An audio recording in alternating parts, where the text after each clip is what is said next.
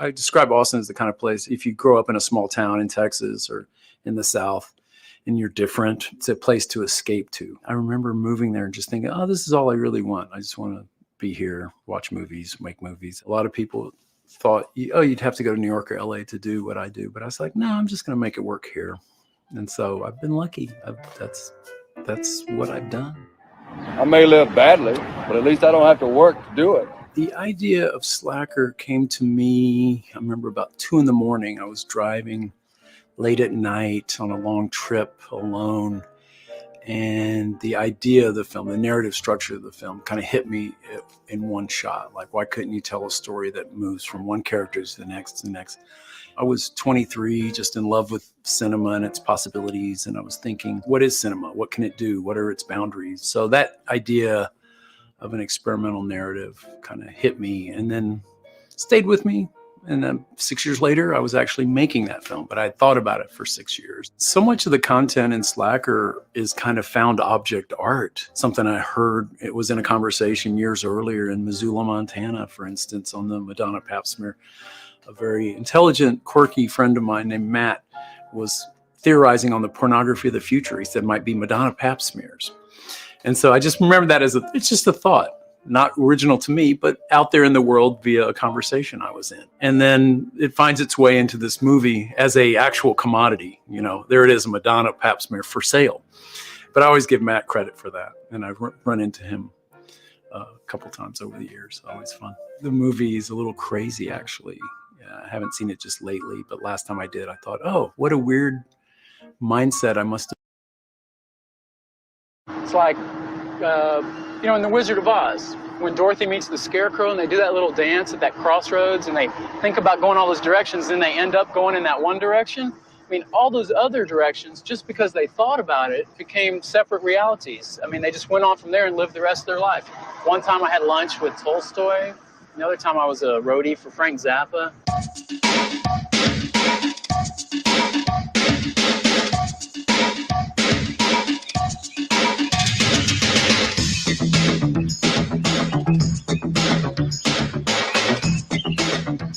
When young, we mourn for one woman. As we grow old, for women in general.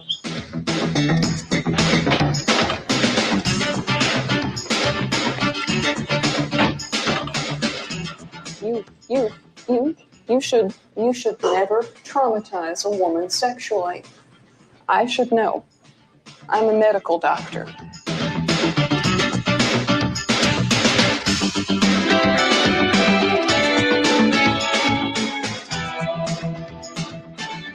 We've been on Mars since '62. It was May 22nd. That's a very important date for you to remember, pal.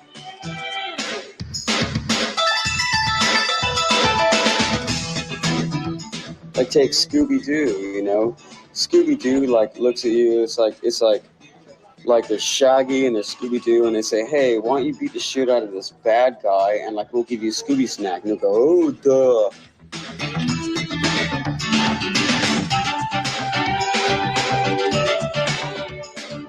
I may live badly, but at least I don't have to work to do it. The next person who passes us will be dead within a fortnight.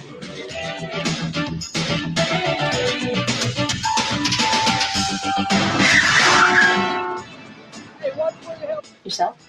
Oh, yeah. You know me. I've been keeping up with my JFK assassination theories, you know. Oh, really? Yeah. A video image is much more powerful and useful than an actual event. It's a Madonna pap smear.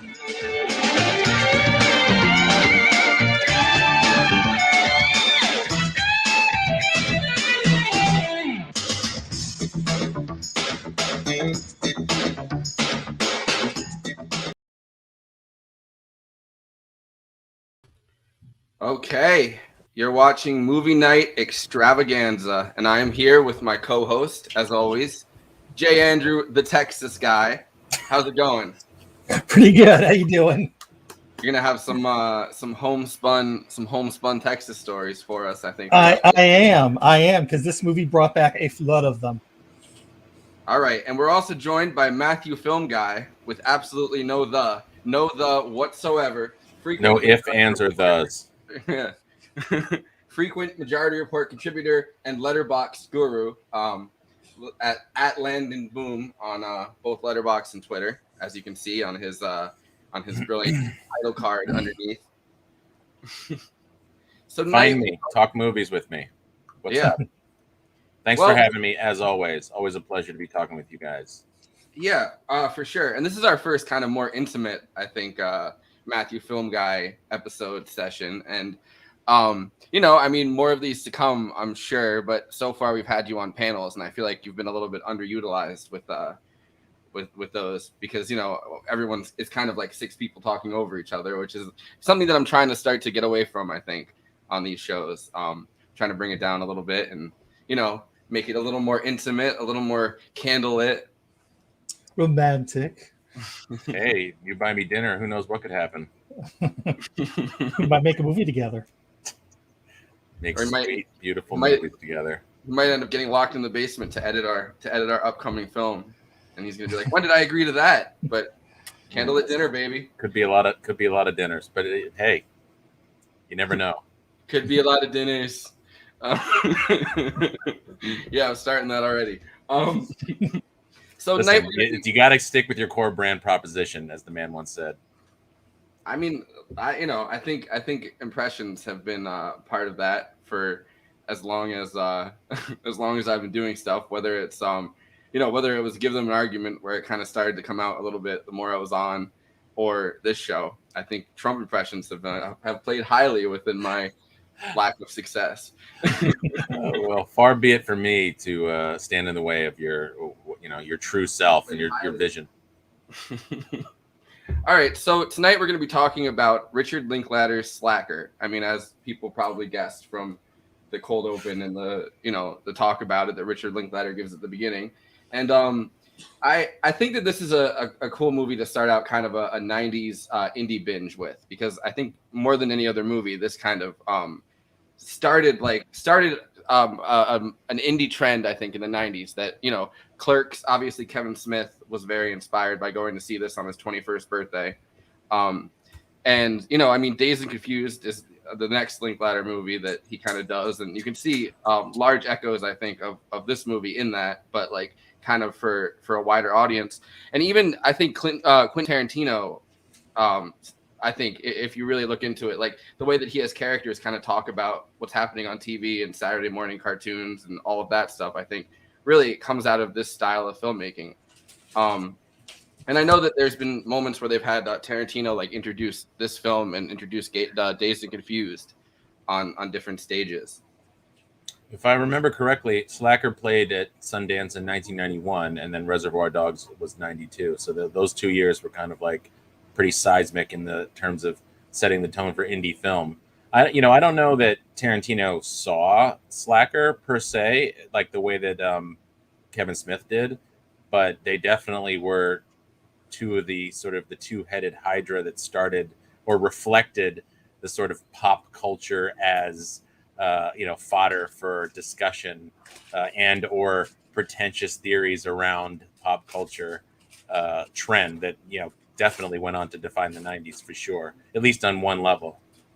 Yeah, and also kind of, I think both of them were kind of a definitional like Generation X, couple, like two directors. Linklater on one side who, this movie kind of is the definitional, Gen X movie. And then obviously which is actually funny too, because I think Linklater himself is actually a boomer, and maybe Tarantino is too.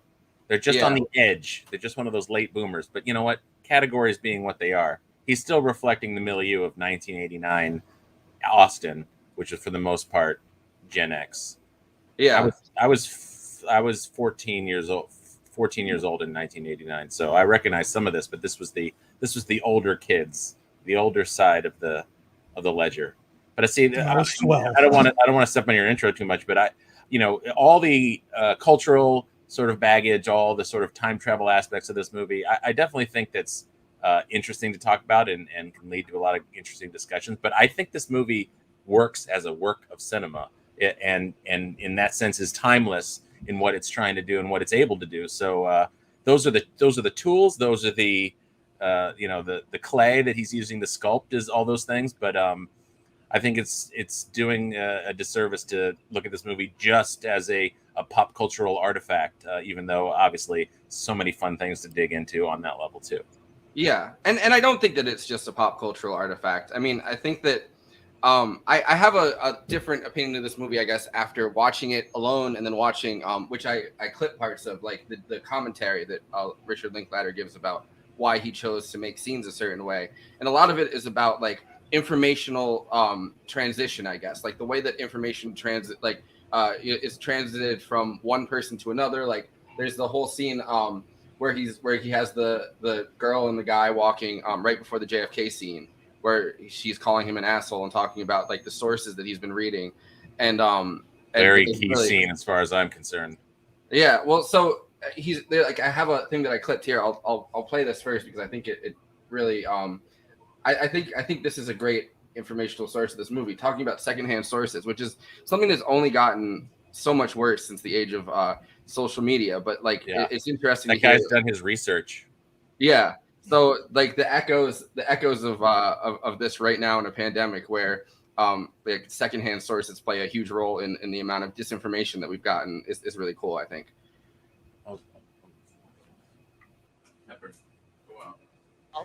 So this scene was about kind of a specific critique of this kind of secondary, when I saw that so much of the information in the movie is coming from secondary sources. Together these bits and pieces from It's not about, like say the JFK assassination scene coming up. It's not about the JFK assassination. It's how it's been treated in the media. It's about books about it. It's not about the act itself. So I think that's just how I feel about most things, that you're sort of at least a generation or two away from the actual event. If you think about what you've ever experienced, so much is via images, like you've never really seen a caribou in your real life. You've never been to the tundra, but you feel you kind of have, but you really haven't.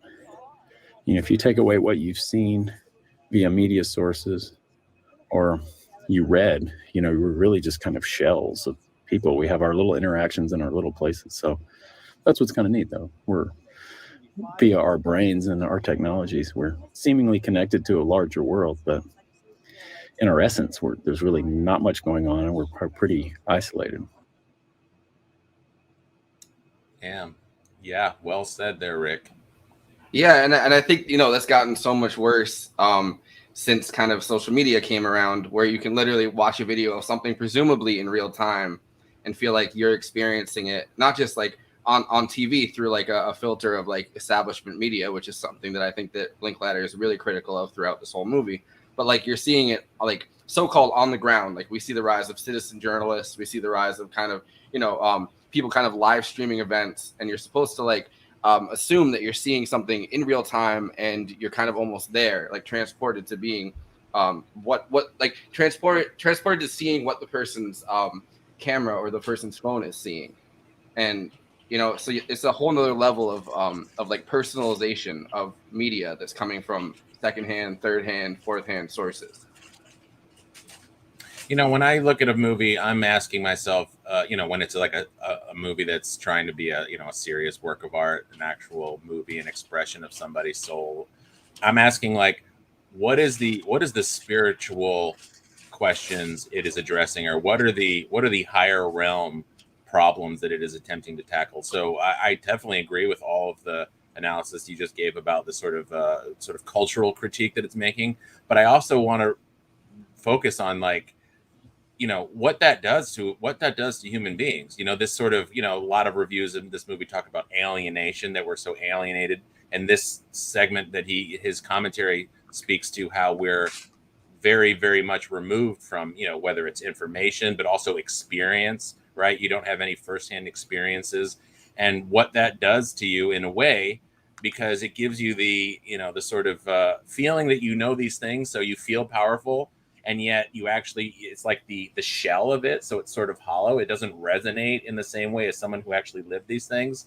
I'm also thinking of the older guy who tells the story of fighting in the Spanish Civil War, but it's really Yeah. the story of it. You know, these ways, these stories that they start to even seem real to us. But don't forget that scene, apart from all the sort of cultural satire about it, when he's talking to his girlfriend, it's also the story of a young, pretentious guy lecturing his girlfriend. You know, like it's still this like interpersonal sort of tone deaf, this sort of attempt to connect that doesn't, you know, all the things that he's read is actually causing him a problem relating to this woman who is actually very patient and is, you know, very evolved enough to say, like, I need a break. I just, you know, like, I'll still go see the movie with you after. Like, there's so many levels to that scene that beyond, you know, which is, I think, important, the idea that, you know, what she's saying.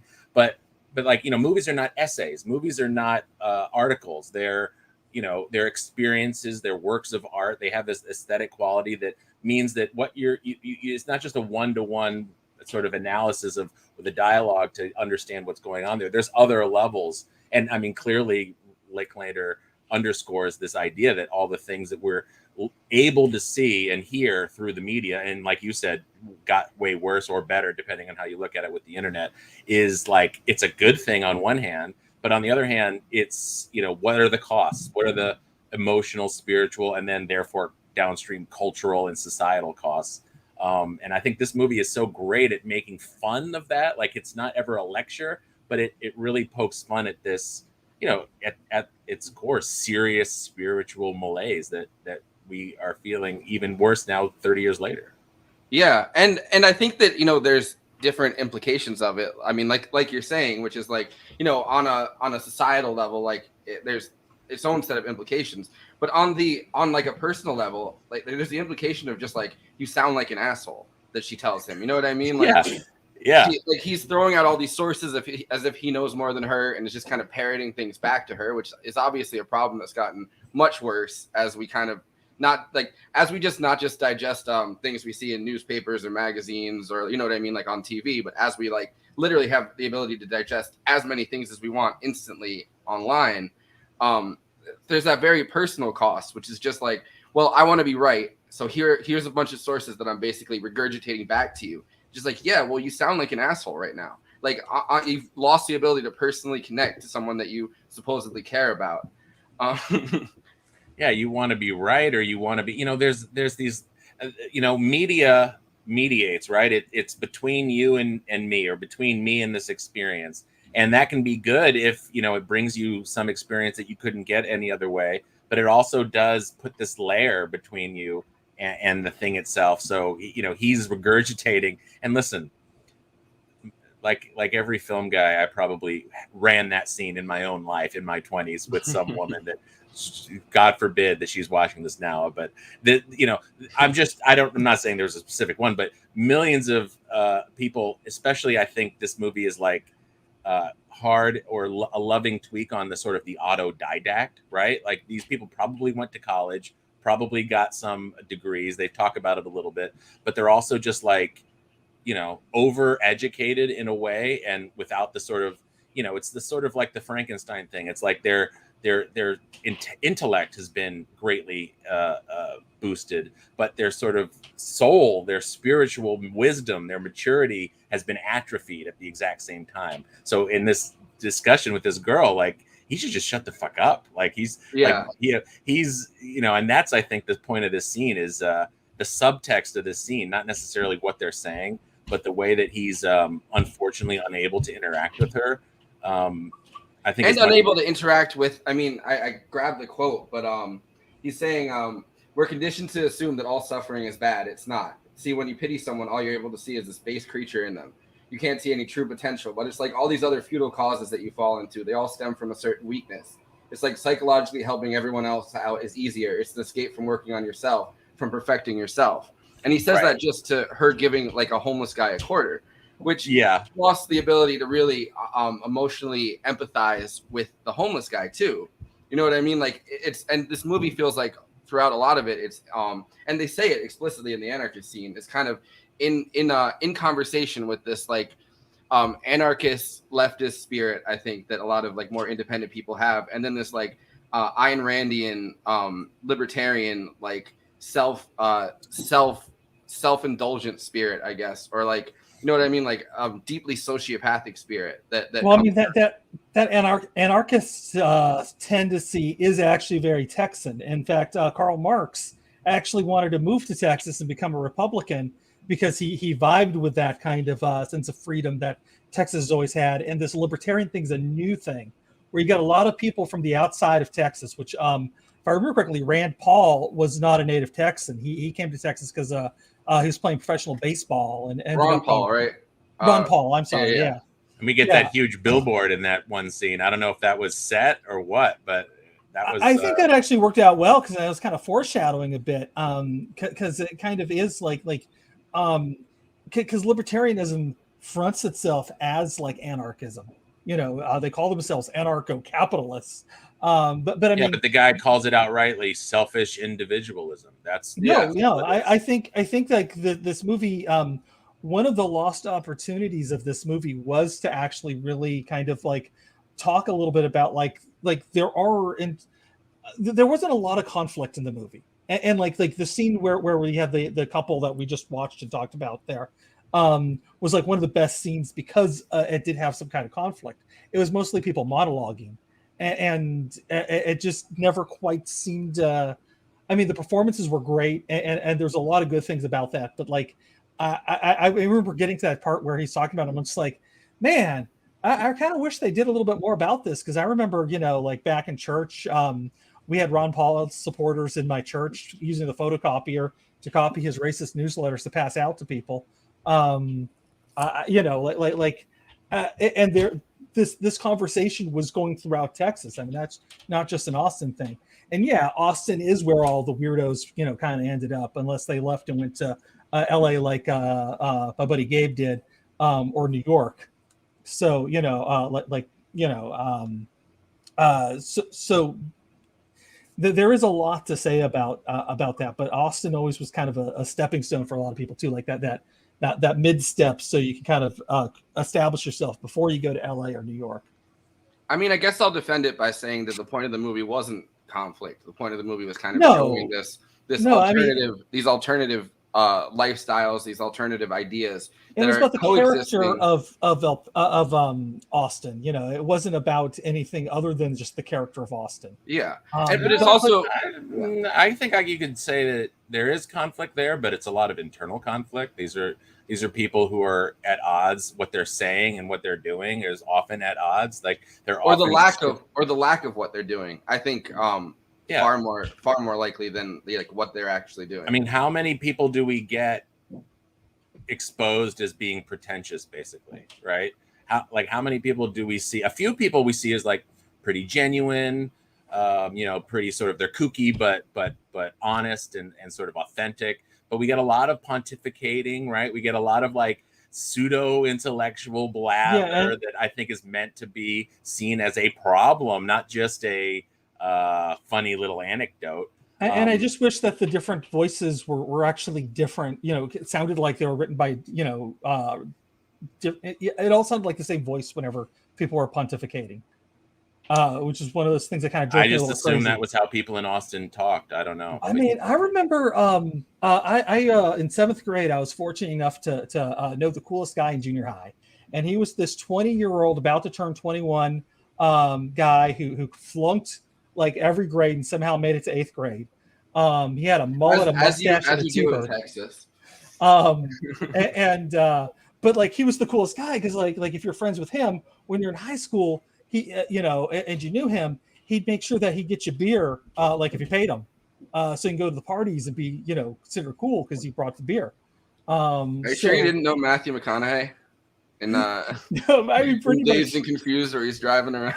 No, Matthew McConaughey totally is this dude who you know, the coolest guy in junior high, and but like, you know, and he'd like strut around in his members only jacket and like, you know, shake everybody's hands, and It was ridiculous. But like I remember sitting there, and this was right around this was 1990, so this was the Rick Perry Jim Hightower election, where Karl Rove worked for Rick Perry. Like we have a lot of hindsight, and obviously, I've thought a lot about this. And I remember sitting around, we were having like discussions about it, and all we were doing was just echoing what we heard on the news. Nobody was really like had anything much deeper to say about that. I mean, we were with the coolest guy in junior high, and you have to be pretty smart to be 20 years old and in 8th grade. And that's who you think everyone sounds like? To a degree, it's like these. It's like him if he actually read like if he actually watched like Zero Books YouTube channel and just imitating the intro. Sorry, Doug. I mean, we get people name checking a lot of like serious stuff, right? We even from the beginning where he's like, I had a dream I had lunch with Tolstoy, and they're talking about Dostoevsky in the coffee shop, and so there's this patina of intellectualism. Scene, by the way, I love that scene. By the scene at the beginning where he's talking about where he had the dream. It's Richard Linklater that's acting in that scene, and I don't know. I just love that. I love that scene when he keeps pausing the conversation and he's like, oh man, I wish we should turn around, because he's realizing like what he's actually given up on this timeline. You know what I mean? Like, so he's talking about all these multiple timelines, like kind of like a multiverse theory. Everywhere you go, there's an unlimited amount of timelines that kind of open up. And it's fascinating that every time he goes, oh man, I wish because he's thinking about all the things that like could have happened. He's like, oh, I could have met a woman, I could have gone off with her, like I wouldn't be in this taxi just heading into Austin. Like, and every time he's like, man, I should have gone back to that bus stop probably. Well, you could sort of see that as a thesis statement for the film, right? Mm-hmm. It's like about to just sort of play off these little interconnected moments that may or may not actually implicate each other, but that one spins off the other. Some of them have like a real billiard effect, and some are just sort of they just pass, right? Yeah, and they reference. I mean, this movie obviously wouldn't come out for another, I think, decade at least after this, decade and a half. But during that one scene where they're talking about oblique strategies, they reference that's Dee Montgomery, rest in peace. She was the sound recordist also on this movie, and she was friends with the filmmaker that I've worked with a lot, Kaveh Zahedi. So that's one of the, I think, the best scenes, because of what you're saying, but also I just thought of her as one of the people who is like a real person. I think she's one of the best actors. Like, I actually think that most of the acting in this movie is not great, but it almost doesn't really matter. I think everybody is a little awkward. The sort of the blocking, if you will, is not really sometimes doesn't really make sense. It's a little forced, but it's more of a conceptual movie. So these sort of dramaturgical things that we're used to, I don't think are as important. But her performance is so naturalistic. She's a real weirdo, and I think she's originally from California, but the way she comes off is, I don't think is meant to be chided or ridiculed. She's literally, it's almost like she's a sort of a true example of an authentic, strange person, not a pretentious one. But you were wanted to say about all of her the butterfly effect. Oh no, yeah. So she mentions the butterfly effect, and she says if a butterfly flaps its wings in Galveston and something happens, I forget the entire line, but it's interesting that that's kind of referenced. I mean, that's kind of a long-standing. It was the late '80s that sort of that theory was starting to enter the popular culture. That I was actually assigned the book Chaos to read in a reading class, and I guess I was in 10th grade, so it was the year after 1990. And I defiantly did not read it because that's where I was at the time. But that theory, yeah, screw you. Anyway, but that theory was percolating into the consciousness, the popular consciousness, and he sets it up there. But he also is talking about the Omega Man, Wizard of Oz, right? It's that pop culture. It's like, it's the only language that we have in a certain sense. But he also, I think, says something that speaks to the critique that I was sort of getting at earlier. He says, you create your own reality. And like on one side of the coin, that's true. But then the other side of the coin is, you're an asshole. Like, you don't actually. You have to share reality with everybody. So it's this uncritical belief in that is possibly a problem. In a lot of ways, this is a reaction to the freedom and the hippies of the 60s. And I think that he never uses the term in the movie, obviously, but there's like kind of the neoliberal turn happening in the decade before this movie comes out under Reagan and even under Carter politically. But there's also an ideological and I guess spiritual turn that comes along with that, which is what he's criticizing when he says all these libertarians and their selfish individualism is this neoliberal as Andy said, like a narco-capitalist feeling of like I'm the one that's important. It doesn't really matter everyone around me. The only way that I can really improve myself or improve the world around me is to improve myself, which is the point of which is to diffuse kind of the 60s and the radical spirit of the 60s and 70s, as Pascal calls it, kind of the 50-year counter-revolution. And to also kind of put this in perspective too, Ann Richards was the governor at the time, and she was kind of an LBJ kind of type of Democrat. She was still kind of still part of the New Deal coalition, but not quite the neoliberal turn that happened later. It was a bit of that older, and I mean like Ann Richards had like this certain charm that Yeah, I've seen her DNC speech before. Oh, I mean, she's great with the whole. He's born with a silver spoon in his cheek.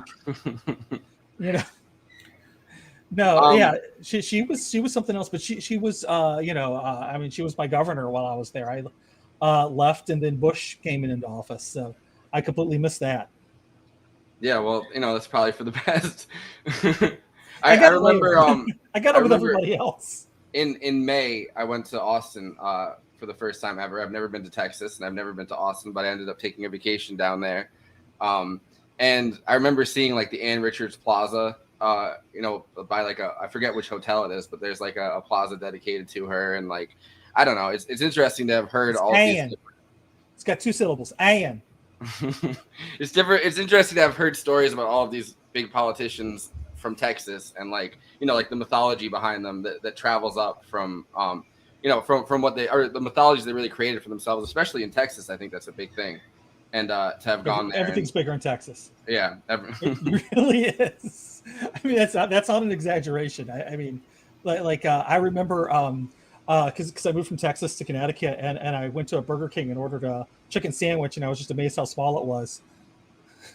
Yeah. Well, so bringing up LBJ, I guess. I mean, I have the commentary from the Kennedy assassination guy scene, which was the scene. Can I just say one thing before we get off on too big of a tributary from what we're saying before? Yeah. Look, my ballywick is the sort of the artistic, the spiritual, these kinds of transcendental questions, and I think it's something that this movie, even though it's a comedy, even though it's funny, even though we're laughing and these people are somewhat laughable, there's two things that they establish. Like, first of all, the whole idea of the slacker, right? That's against this 50-year neoliberal turn, right? Like, I don't want to go to work.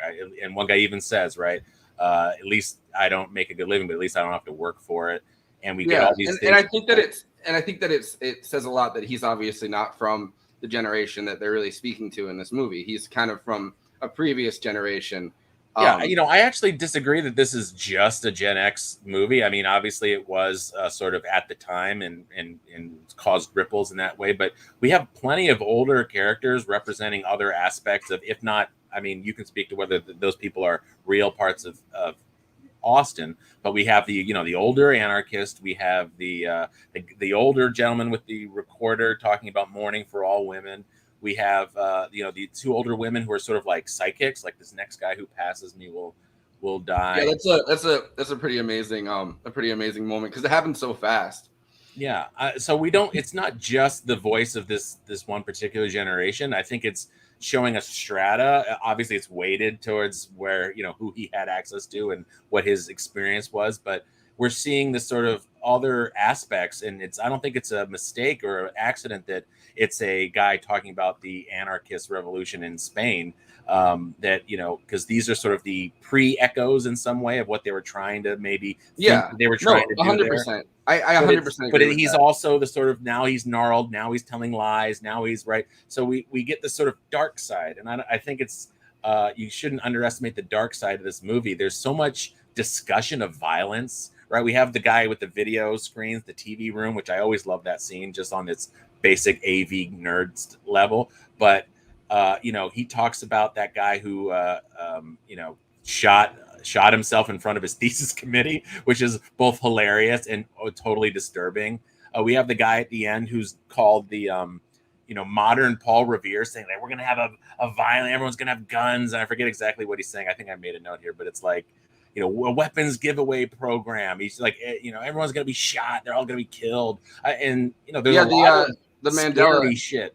The Mandela guy is that one, right? The one that you're talking about with the weapons. No, he actually does talk about. He says terrorism is the weapon of the week or whatever, something along those lines. I'm talking about the very last guy before we get to the great ending, which I want to talk about later. But he's got the megaphone hooked up to his car. He's driving around with the speakers on top of his car, talking about we're going to give away weapons, and everyone's going to go out and shoot.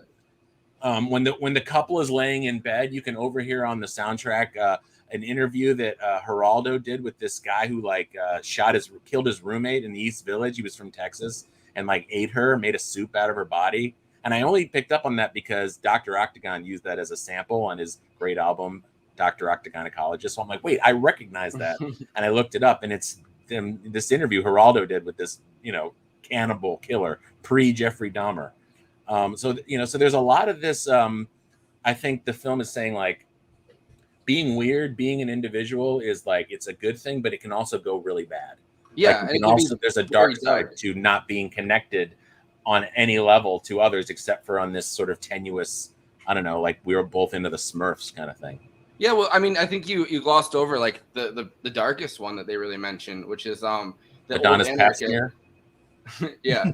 No, the old anarchist is talking about the Charles Whitman yes, shooting. Exactly. The clock Charles tower Whitman, shooter. Yeah, which is one of the most, I mean, I think it's overshadowed now by the JFK assassination in Dallas, but one of the darkest moments that, Texas really had was this guy going on. He's the original school shooter, right? I mean, yeah. I mean, up until when Luby's massacre happened in 91 or 92. Which one? Luby's was a cafeteria massacre in Texas. No, I gotta catch up on my massacres. Something people died. I was in high school at the time, and it was where was it? It wasn't that far from where I was at. I was. Let's put it this way: I could get TV stations from that town. I think it was in Tyler or somewhere around Tyler, if I remember correctly.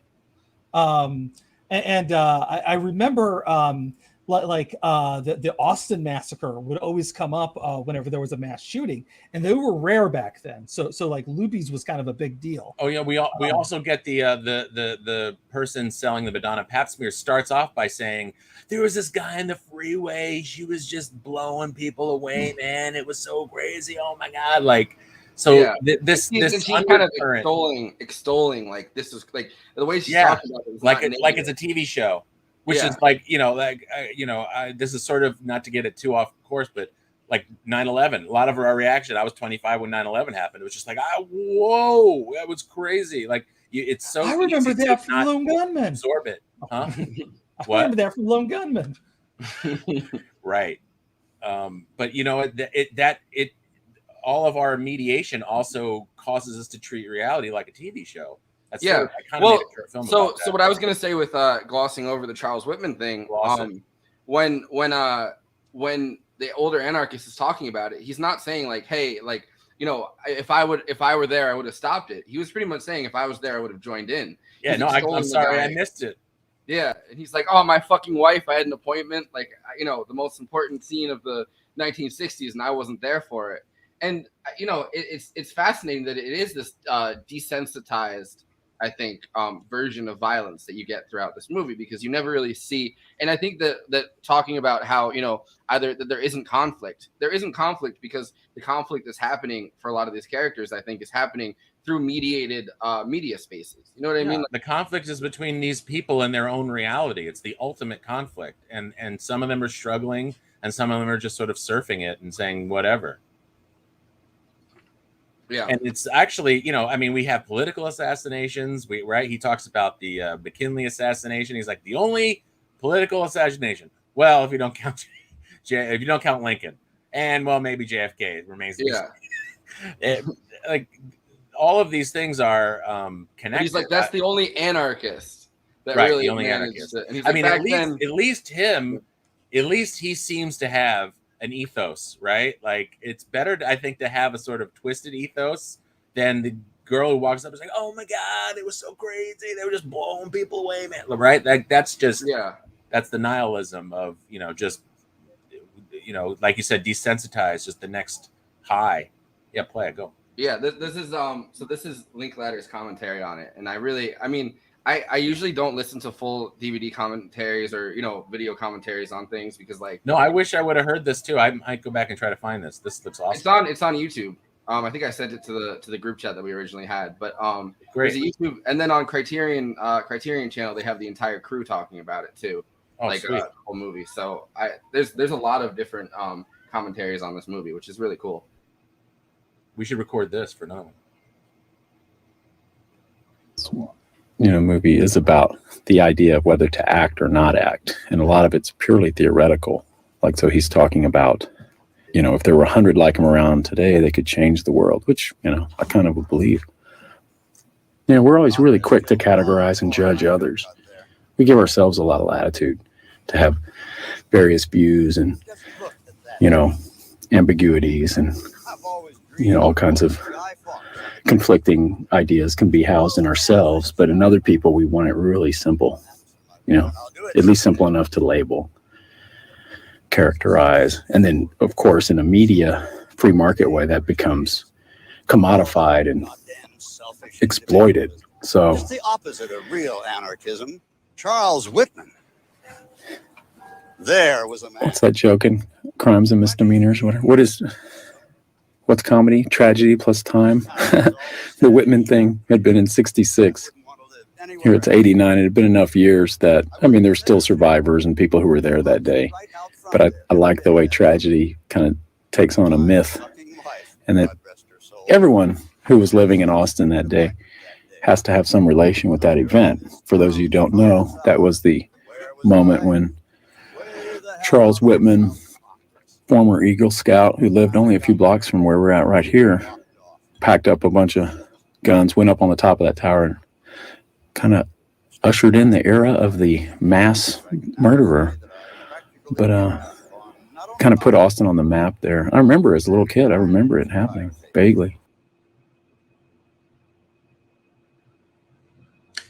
Actually, I think the most important thing he said there, which really resonated with why I think I love this movie so much, is a polemicist filmmaker is, I think, a lesser filmmaker. Somebody with a sort of screed or an ideology that they're just trying to flog. Even if I agree with the ideology, it always comes off as being somewhat less than the full weight of an artistic endeavor. But I agree and disagree with that, but we can sidebar that. But I think what he said about judging others, it takes a real artist to be able to try to portray things in, if not objective, then at least an intersubjective way, like a way of putting himself in the point of view of people who he may not actually be.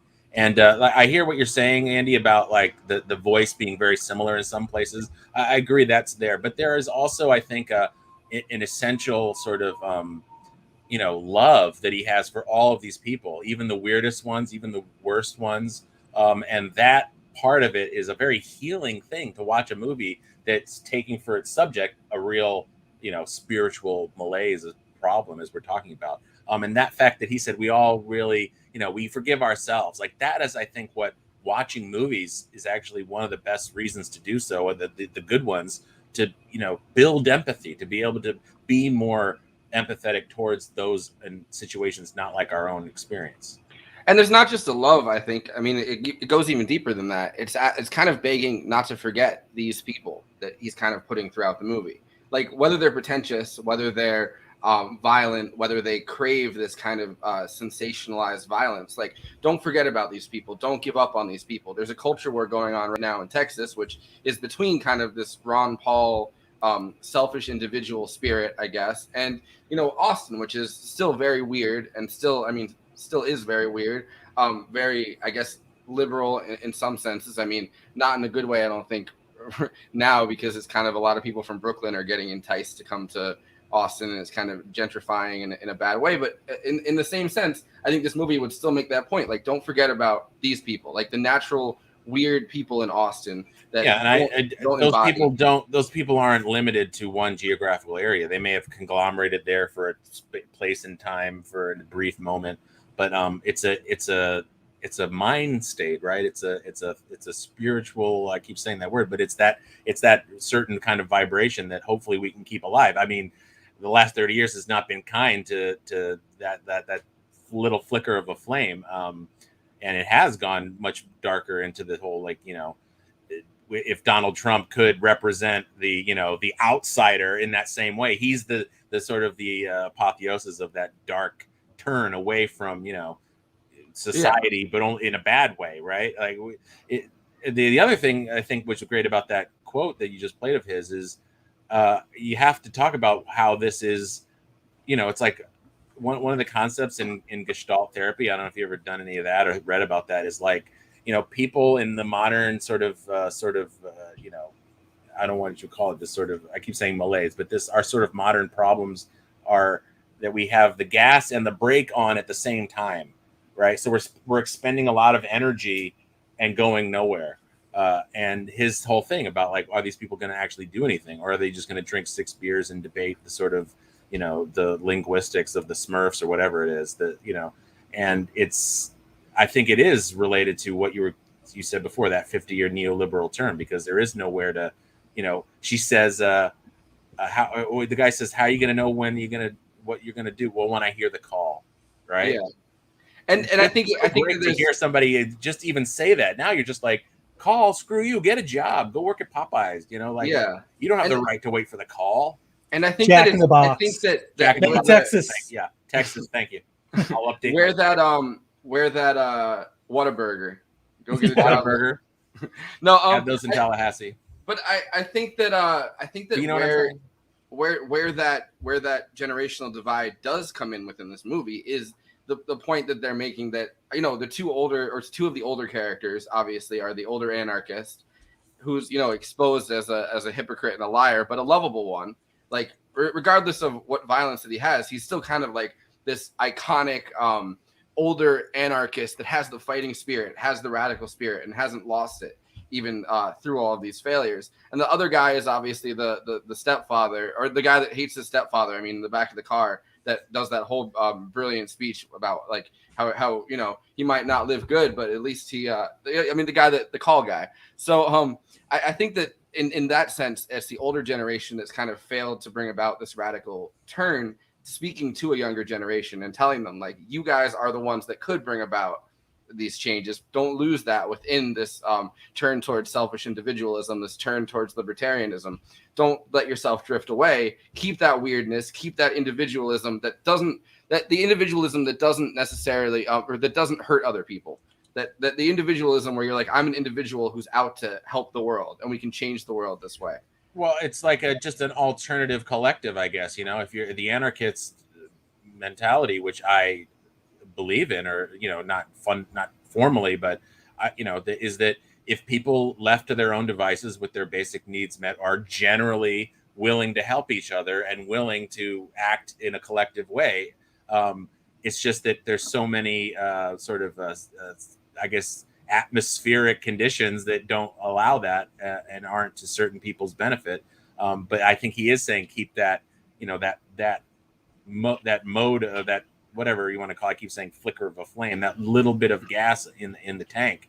But, I also kept thinking of all of Adam Curtis's sort of really good takedowns of individualism and how it was perverted and twisted, and it became, which soda do you drink is how you express yourself. I was talking to Andy before on the chat about the guy wearing the Batman shirt, and all the pop culture stuff. Like this is how I express myself. I wear the same shirt that 50,000 other people today are wearing. But that's because I'm not, I'm wearing my JFK shirt, or like these ways of identifying that are actually reductive. And unfortunately, it does feel like it's like a pressure valve this society built in to contain or to move this anarchist spirit coming from the 60s. And Adam Curtis has done an amazing job kind of chronicling that. I mean, he has so much stuff that he's done about like how the idea of like almost like individual colors to express yourself on different products, like consumer products, or just the commodification of your individualism in general. However it. Even the guy, I love the guy. Also, my second favorite scene, we touched on it, was the guy with all the TVs, right? The TV guy, and how he says like, man, an image is so much better than the real event. Like he's like the total metastasis of all the rest of us, right? He's just like, he is completely absorbed in his TV world. And when I first watched this, maybe I was in my early 20s, probably early 20s. I was like, "Oh, I want that room. That's so cool." Now I see it. It's just like, holy shit! Like, he is literally strapped to his TV. Rewatching that scene today, he talks. Would you like me to tape one to your back? No. Although these days they're a little bit lighter. Maybe like a 20-inch flat screen could tape, no problem. But that I could tape like an iPad. But he also says, take this tape and disseminate it on your pirate TV channel. Like it was like the original, 4chan or something, right? Just like this way of getting stuff out. And actually, I remember being traded, VHS tapes of that guy who shot himself in his, the press conference. That guy, that one. There were these like faces of death. There were these things that got traded on the, not the dark web, but the dark mailbox. I don't know, whatever. I don't know where they came from. There were those prank phone calls too that just got released officially. The Jerky Boys? No, before the Jerky Boys. The tube bar tape? Yes, the tube bar tape. I had them all. Yeah, but I'm just saying, like, he is this, like, I don't know, he's sort of the fulcrum of the entire movie. He's talking about dormant potential. That guy, the thesis committee guy who shot people, his whole rant. It's like the rant within the rant.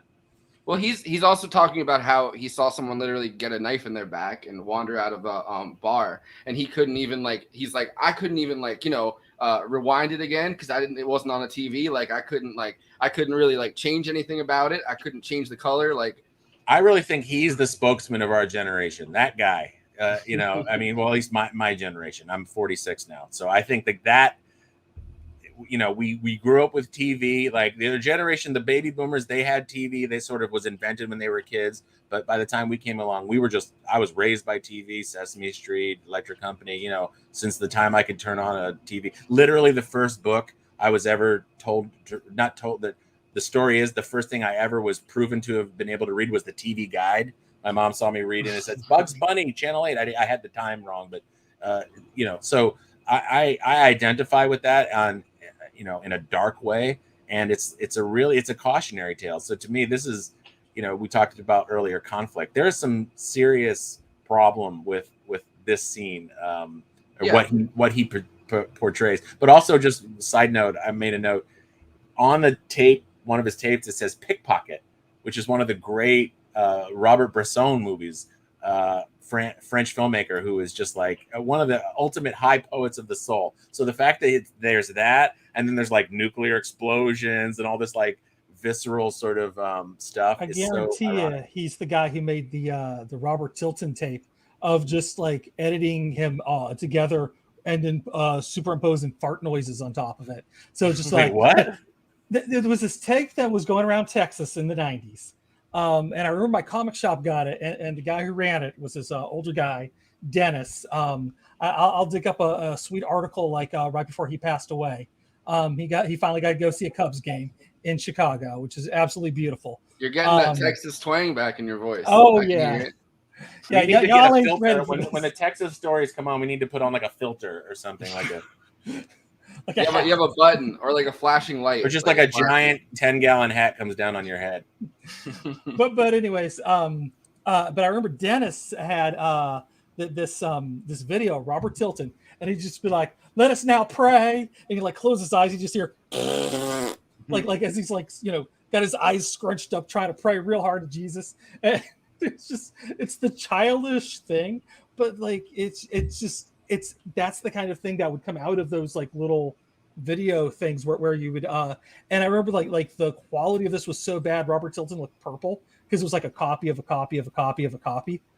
So and just but like that thing. I mean, I don't know. This guy was trading tapes of a guy who shot all of his thesis people. So it's a little bit darker, I think, what's being portrayed in this movie. True. But I think there's something to what you're saying in terms of this sort of culture jammer kind of mentality, right? But I think there's part of that in there, and like I wasn't I left Texas when I was 15, so I didn't quite come to age fully to I wasn't quite an adult whenever I left. Well, so they also, I mean, within that same scene, he also says that guy looks like John Hinckley, which is another kind of moment within that era, which is Reagan getting shot, and the Jodie Foster obsessed would-be assassin. That is another moment I think that's kind of everybody experiences the same way. And actually, it's funny that you mentioned that. There's a sort of a spider web between Pickpocket. Pickpocket was an inspiration for Paul Schrader's screenplay for Taxi Driver, and Taxi Driver supposedly was somehow an inspiration for Hinckley shooting, Reagan to impress Jodie Foster, who was in Taxi Driver. So I don't know if that was it just occurs to me, is there a political assassination of the past 25 years they didn't mention or shooting? It seems like they crammed in so many now that we're going through them all. Well, I think there's a time when I was listening to someone talk about how Carter almost got assassinated. Someone tried to assassinate Carter. There was multiple times where Ford almost got assassinated. All right. So, there was that bunny who tried to kill Carter too. Don't forget about that. Who did? The killer bunny. He was like out fishing, and this bunny tried to swim across the lake and like attacked his boat.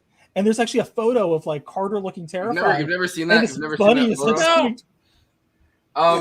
Carter got swarmed by a swamp rabbit, and he came back after being in Georgia, and it was at the time of his presidency where he was going to lose to Reagan. Like it's going towards the end of his presidency where he was already seen as kind of being like an ineffectual leader. So the swamp rabbit became like a sign of his ineffectuality because they're like he can't even fight off a rabbit. All right, well. Rick Linklater didn't get all those, but he got a lot of them in there. I mean, the whole assassination and conspiracy thing, right? It sort of is this. It's the dark side of, doing your own research. Things that like it's so obvious now that it's metastasized, gotten so much worse. Well, the thing is, the swamp rabbit's true, and the us being on Mars since May 22nd isn't, as far as I know. All right, so this is another scene that I wanted to bring up into here that I have kind of a clip that I cut from this. The whole thing about climate change, they kind of get completely on point. And it's really interesting that talking about how within 100 years, like things are going to be too hot for us even to function in. So I had to grab that part of the commentary. What's funny is in 1989, when we filmed this, July of 89, here we're talking about global warming, greenhouse effect. 100 years from now. 100 years from now. I'll be long dead gone out of here. Not so, my friend. Not so. No. Government's setting on the fact that it's 10 to 20 years maximum. It's getting hotter, don't you think? It's funny how paranoia works. Paranoia in plus 20 years equals the reality, So what Philip K. Dick or someone thought was paranoia future is kind of the world we're living in. And what he's talking about is, kind of undeniable at this point. So back then it was just kind of a crackpot theory. It's so funny in the culture how something that seems marginal and ridiculous is actually, more or less true. It's just ahead of its time. And I think as I thought of the content of this movie, I liked the idea of unaccredited, information. This entire operation is being funded by the profits from the metal on drug cartel. This to me was the real stuff. You can't believe the news. You can't believe official media outlets. But I think the actual buzz of life is, coming from the conspiracy theorist, the schizophrenic. That's going to be the truth. It's not going to be on the evening news.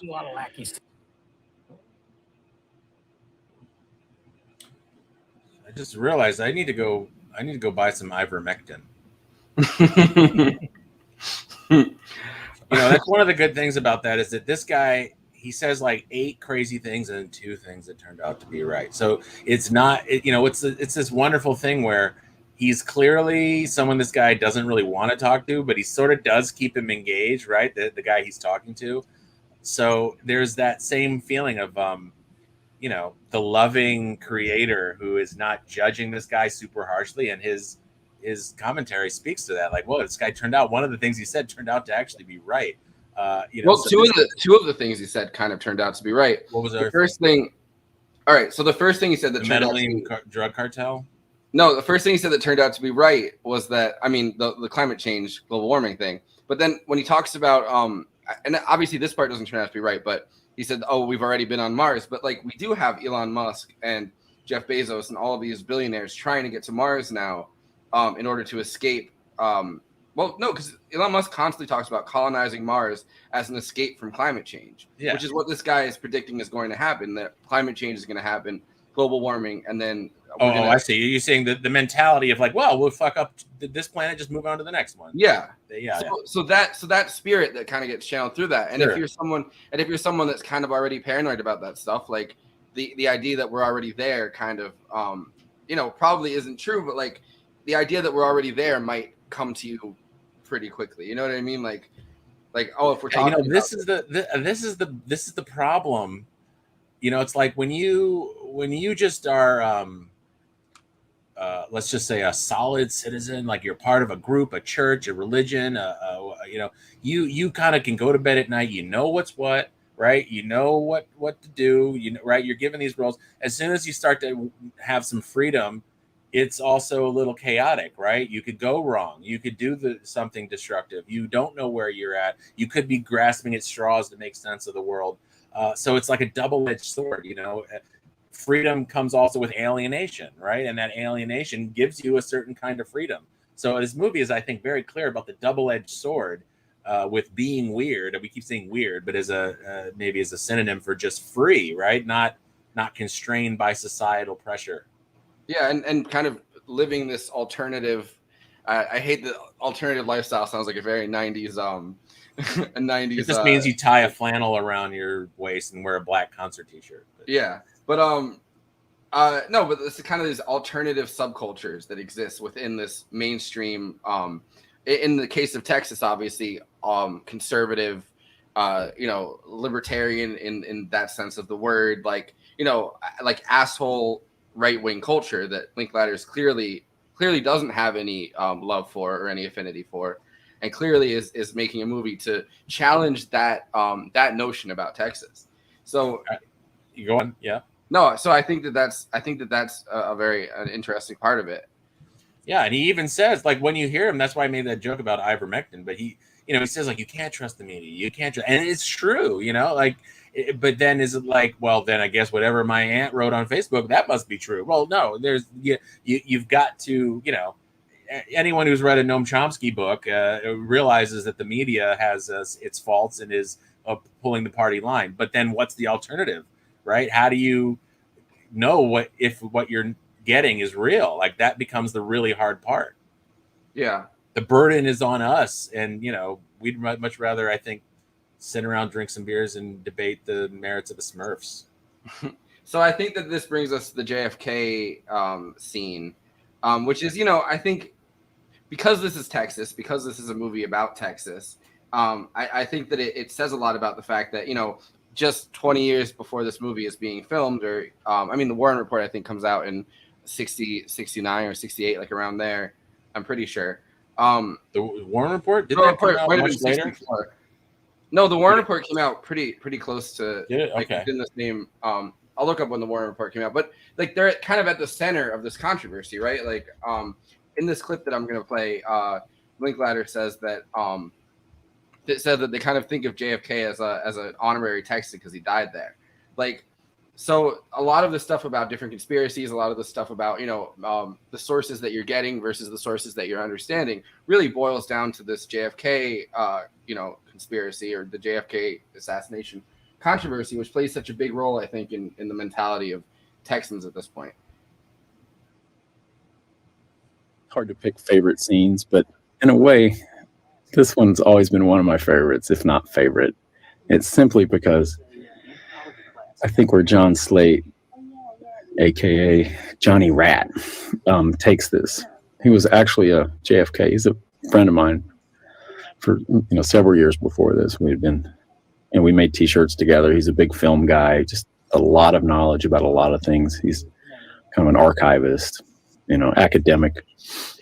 And Sarah's so smooth in this scene too. She, without being too condescending, she's just kind of right in there. But all this really came from John. He is kind of obsessed. He has these books, and he ran a tour up in Dallas.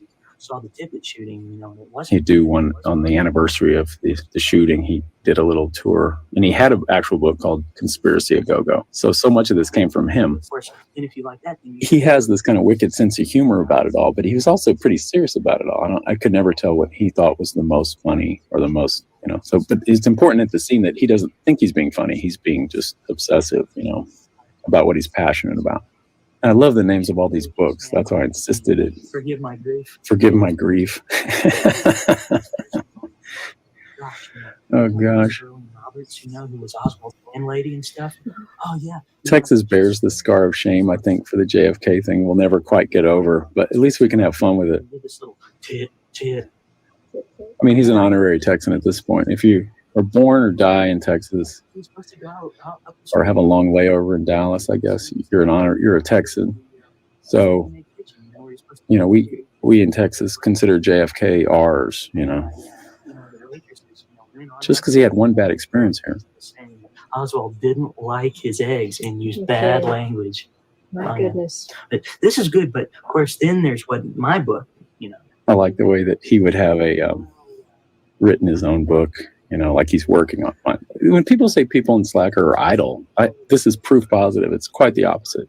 I mean, he's very active. He's writing a book. Everyone in this movie has something going on. They're in a band. They're doing something. I mean, it's all rather under the radar, unaccredited, has no place in our free market society, in our raging economy. And yet I liked all this activity. And this film was of that. You know, it had no place in the film economy or in the entertainment business at first, you know, but it was amazing to me. And this is how threatened the mainstream always is by any alternative hint of alternative ways of living that isn't about money or progress, that it quickly became a negative. Slackers were lazy. They didn't do anything. They were apathetic. All these words started popping up. And I don't think you see laziness in the movie so much as you see energy and a lot of thought, intelligence. They could go in a lot of different directions potentially. And I was always resentful, like, how can you judge these people? You're only seeing them for 4 or 5 minutes out of their lives. And, you know, who are you to judge their lives? You don't know. I was operating camera on this day. That was always a problem in Slacker. I sort of insisted everybody in the crew be in the cast too. We'd sort of get in trouble every now and then. And we'd run short on the crew. I was proud when Oliver Stone did his JFK. When you see Ruby, he's got a dog in his arm the whole time. So, see, we were there first. Pack of smokes. Of course, we have LBJ hovering in the background. Sounds like you're plugging for Scooby snacks to me. We're back at Les Amis, that cafe behind our house. Newman, who ran the place for 30 years, let us use it. I think we turned off the freezers and stuff for sound, you know, and ruined a bunch of ice cream. I felt bad about that. I love that commentary. That, again, it's another great example of him saying, like, these are these real people. Like, I'm letting them be who they actually are. I love them in all of their weirdness. I'm not judging them. I'm not critiquing them. I'm letting them do their thing, their crazy, weird, off-kilter thing. And it's wonderful. And that's a great point he makes, that these people are full of energy. But that's what I mean by the gas and the brake. There's nowhere for it to go in that societal sort of capitalistic way. But they've got all of this gas. Yeah, and that was great. I should say that I was wrong about the Warren report. It was 1964 that it came out. Don't beat yourself up. But I love that scene. That's my favorite scene in the movie for sure. And I think that the biggest part of it is that I've kind of been on this huge JFK. Oh, dude, the stream just went down. The stream just went down? Yeah. I wonder. I guess they didn't like what you were playing there. Where does it say that? I just saw on YouTube, stream unavailable, suspended for policy violations. See, man, the man doesn't want us to do this non-capitalist talk. Damn. All right. Well, it still seems to be recording, so I guess I'll keep it. All right. Well, let's just run it back into the left. Yeah, back into the left. No, so I've kind of been on this JFK conspiracy binge because of I did the JFK episode of This Is Revolution. That's not why I've been on the binge. I've been on the binge long before then I picked that movie because I've been on a JFK conspiracy binge. But like, it's interesting that the book that she's first holding is Rush to Judgment, the Mark Lane book, and that was also a documentary, I think. Yeah. It was a documentary where they let the people that didn't get to that didn't get to speak for the Warren Commission or that had their testimonies changed. They let them speak for themselves. In that, hold on, I'm gonna see if the stream's still. Okay, looks like we're back. Are we? Okay. Because I can tell another Texas story while you check. Yeah, no, I'm trying to see if I see. I remember we're rolling. Now. One of the guys I used to go to church with was Brother Mac. He was this 80-year-old retired preacher, and he'd walk in bigger than life, 5 foot tall, but like the tallest person you've ever seen. Just the way he carried himself, and he'd come in with a Stetson, and he had his little bolo tie with a little turquoise on there, and little strings hanging down, and his suit jacket. We're still on. And he'd come in, and he'd be really mad about Walmart. Like anytime you bring up Walmart, he's just like, "That's Sam Walton. He put my daddy out of business. So, don't shop at Walmart." So shout out to Brother Mac. If he's alive, he'd be 110 today.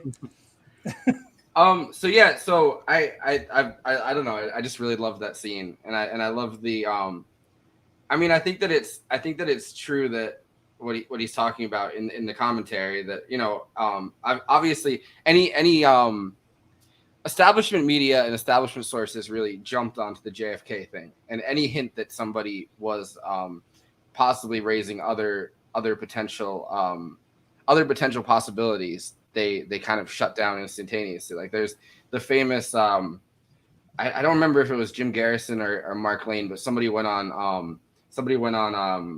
Johnny Carson, and they were showing the images from like the assassination, and Johnny Carson knocked the images down on live TV, and they handed him a whole bunch of these different questions to a bunch of different questions to answer, or a bunch of different answers for whatever questions or whatever answers the guy might throw towards him, because they pre-screened all of the questions. And in the middle of the interview, it went off the rails, and he starts showing the things on actual TV. Is there footage of this existing? Yeah, there is. Wow. I like to see that. I think he's Mark Lane, the guy that wrote Rush to Judgment. Oh, okay. Went on. That wasn't in the documentary though. We're talking. No. This is all stuff that happened after. Yeah, after that. But the crackdown on it, I think that in some cases, if they had just let people talk about their theories about it, like a little bit more openly, like there's a chance that they might have still gone with the Warren Commission opinion. You know what I mean? Like it's the crackdown around those alternative theories that's kind of allowed it to be fueled for another 50 years.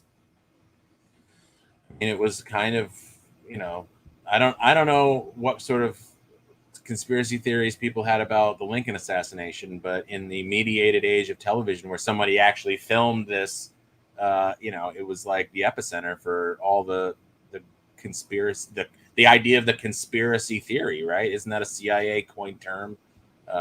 Yeah. To throw people off the scent of an alternative explanation. Yeah.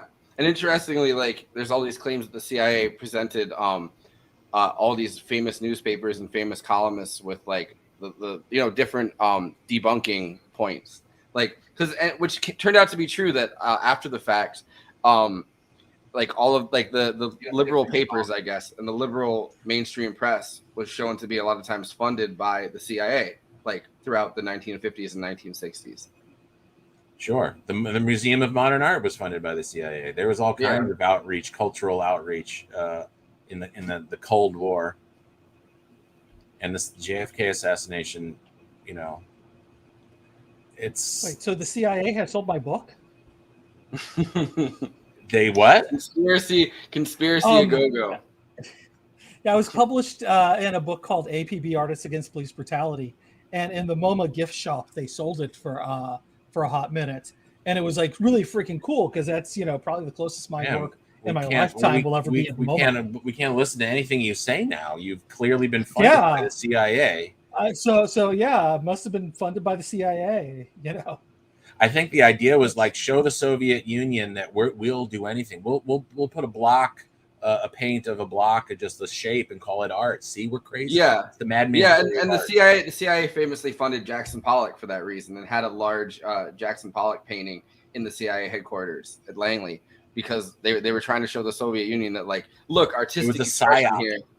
Yeah, well, I mean, it's also just, you know, it's a psyop, but it's also like just the Cold War like mentality of like, look, anyone can do anything here, and we'll show you that by like literally funding like a splat of paint on a on a canvas, which is pretty hilarious. Because I was in East Hampton earlier this summer for my grandma's 90th. Well, no, his house is there, and if you go down on the road, you can see the tree he hit with his car when he died.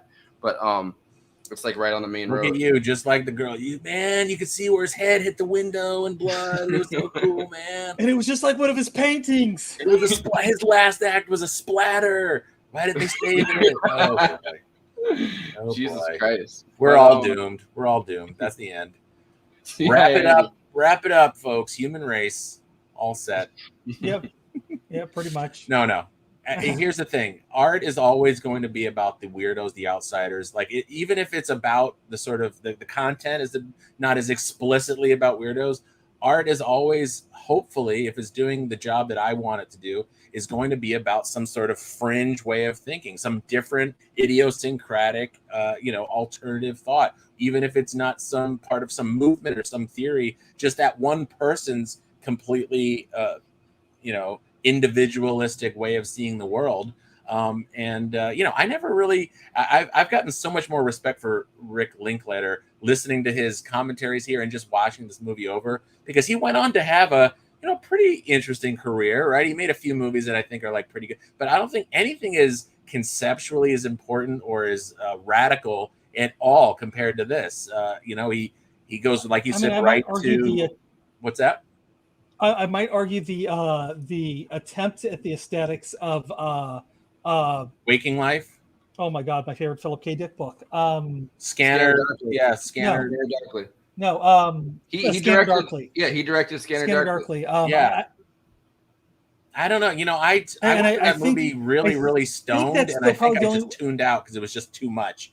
But I watched it 3 times. I watched it 3 times earlier this year because we did the you were on it too. The stream with Ben we did on Scanner Darkly. So I watched. But I think technically it was as ambitious as this movie. But I don't think. But I would put the other one. I would put the other one, Waking Life, more into that. That's I think maybe my other second favorite one. It's also animated. Okay. It's also several stories of each person sort of telling something that then becomes. It's like a little vignettes. But I don't know. C.I. Andy. I just saw that C.I. Andy. Busted. You're a pig. The CIA was like, listen, we're gonna take down the stream, and they heard Andy's story, and they're like, you know what? You know what's better? We're gonna label him C.I. Andy. That's how we got back up. Plausible deniability. You know the story of Alan Dulles and MK Ultra. The reason that it was named MK Ultra because the Ultra and MK Ultra is for ultra secretive. But like he was like, oh man, that sounds cool. I can't help but name it MK Ultra, which pretty much every other CIA program during that time was like given like a name that was supposed to be innocuous, and they couldn't help but give it the MK Ultra name for MK Ultra Secret. That was where they gave all the acid to people and tried to like reprogram. Yeah. And they were giving acid to themselves. Like Gottlieb, the main person in charge of it, like repeatedly dosed himself with acid, dosed his friends, dosed his family, dosed random people he met at bars that never recovered from it. It was an insane. Oh, the best thing though is he would dose people, and then like there was actually this long CIA op where they would watch people have sex while they're on acid. Yeah, no, they were operating it's like an Alex Gray painting. They were operating like a brothel type thing where they would watch people have sex while they were your government dollars hard at work. Yeah. Where was that miniseries? Was it Wormwood? Wormwood's the one about Frank. One of the victims, Frank Miller or something. The guy that was he jumped out of a window or was pushed out of a window, depending on who you believe about the story. Yeah. After being dosed with acid and realizing that he had ruined the lives of a lot of different people. I've actually wanted to do that for an episode of this, even though it's jump out a window. Oh, do Wormwood. Jump out of the 10th story window of take a lot of acid and see if you can fly. Take off from the ground first. What a dick. Sorry. Another Texas saint. A few weeks ago, I went to Izu, and kind of somewhat accidentally ended up getting dosed with acid, and it was a little bit too much of a, not accidentally, but accidentally too much. I had a nice little MK Ultra rave going on. I don't know. Never Good mind. for you. All right, so this is. I know you said you want to talk about the end of at the end of the movie. This is Richard Linklater's commentary on the end of the movie to start that conversation off. Maybe I should say what I say first, and then we'll see if I got it right. Okay. Listen, I'll just say my take of it was: here's a guy who loves filmmaking, who believes that the exuberance, the sort of freedom, and the sort of outlet that he found in filmmaking, because he's clearly not a slacker to make this goddamn amazing military operation of a movie to all fit together. But he wouldn't have done it, I don't think, if he didn't have that lust for, for the freedom and the joy, that just the ecstasy that is depicted here very sort of deliberately and sort of obviously for making films with his friends, just running around. And, obviously it's a little silly, the throwing of the camera off. But I just thought it's such a perfect ending to a movie that is as much about moving pictures in the mediated sort of landscape that we all grew up in, and saying that, what, for all of these problems that the media creates, there is something wonderful and beautiful still possible through making images and making media in this way. So I just thought it was such an uplifting, wonderful, sweet ending. And especially, as a filmmaker, it's just like, yes, the restorative healing power of the cinema, it does still exist, even if once in a while a Super 8 camera catches, a guy's head being blown off who happens to be the president. But still, there's a way out. Go ahead. It was just a really kind of creepy experience in such a short amount of time. The first people I was talking to at those festivals, and they were kind of fascinated with like the narrative structure of it, or they like the dialogues, they like some of the information in the movie, kind of the vibe of it, but particularly like the storytelling, the fact that it didn't have any story in the traditional sense. And they talked that way about Doug's book too. Generation X didn't have like a traditional 3-act structure. It was really a lot of digressive monologues and ideas, and with footnotes kind of in the margins and these different definitions. It was just kind of a wonderful experimental novel, you would say, in the way that Slacker's sort of an experimental movie. And so people were kind of into that thing. They were like, oh, that's interesting, this is interesting, and they were digging into the material. But God, it seemed almost instantaneous. That gave way to, when it got a little more national, it was the questions like, well, I haven't seen your movie, but don't you think that the new generation thinks this? It's like, excuse me, what's there to talk about, Or like, I haven't read Generation X or seen your movie, but would you like to talk on Nightline tonight about something to do with, 20-something people? It was just all kind of ridiculous.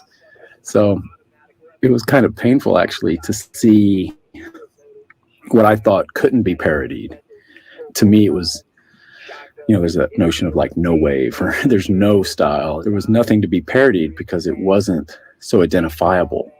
But what I thought wasn't identifiable, as in neutral, like say the fashion, the way the underclass sort of dresses. Meanwhile, that was sort of being commodified, and that was sort of being studied and articulated and kind of quickly sold back. You know, there were flannel shirts soon going for $65, like designer flannel shirts. Like that happened so fast. It was kind of scary. But I mean, I was very aware of it.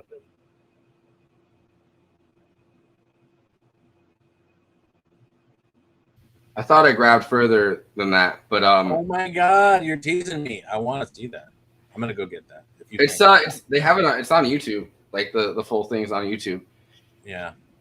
But yeah, I don't know. I thought that part of it was really interesting. And I thought about like how much he thought about commodification throughout the making of this is interesting, because so much. I mean, it's true that like so much of everything is sold back as a product. Like, you know, reading capitalist realism lately, like anti-capitalism sold back to you as a commodified product. Like, yeah, I got a book from the Baffler that I guess was 98 or so called "Commodify Your Dissent." I mean, this is a clearly defined school of thought that is obvious now to everybody who's paying attention. You will be sold back what it is that you yourself had as a genuine experience, and now we're just getting the photocopy of the photocopy of the photocopy of the photocopy. Yeah, in terms of culture, and that's the part of the movie I think that hasn't just played out, but it's been, you know, made so much worse by this like online social media culture, is that not just the instant commodification of everything, because that is definitely a part of it, but also just, you know, that firsthand experience turning into secondhand experience, and then but like the way that it's done and the way that like these citizen journalists, as I said earlier, or you know, like someone with a camera filming something, like you take that for granted. You know what I mean? Like you take that for granted that that's a primary source, and you're watching things through the eyes of a primary source. And that's so much worse through social media, because number one, you never know, you know, who's sending that, like who's sending that out, who's putting that out. But number two, like everything is now seen through the eyes of a you know, a secondhand source. Like, and it's more than just whatever they want to show you on TV. It's, you can see anything pretty much, and it's constantly being sent back to you, streamed back to you. I consider my mother's Facebook page a primary source. Whatever she posts, I take. No, but you're right.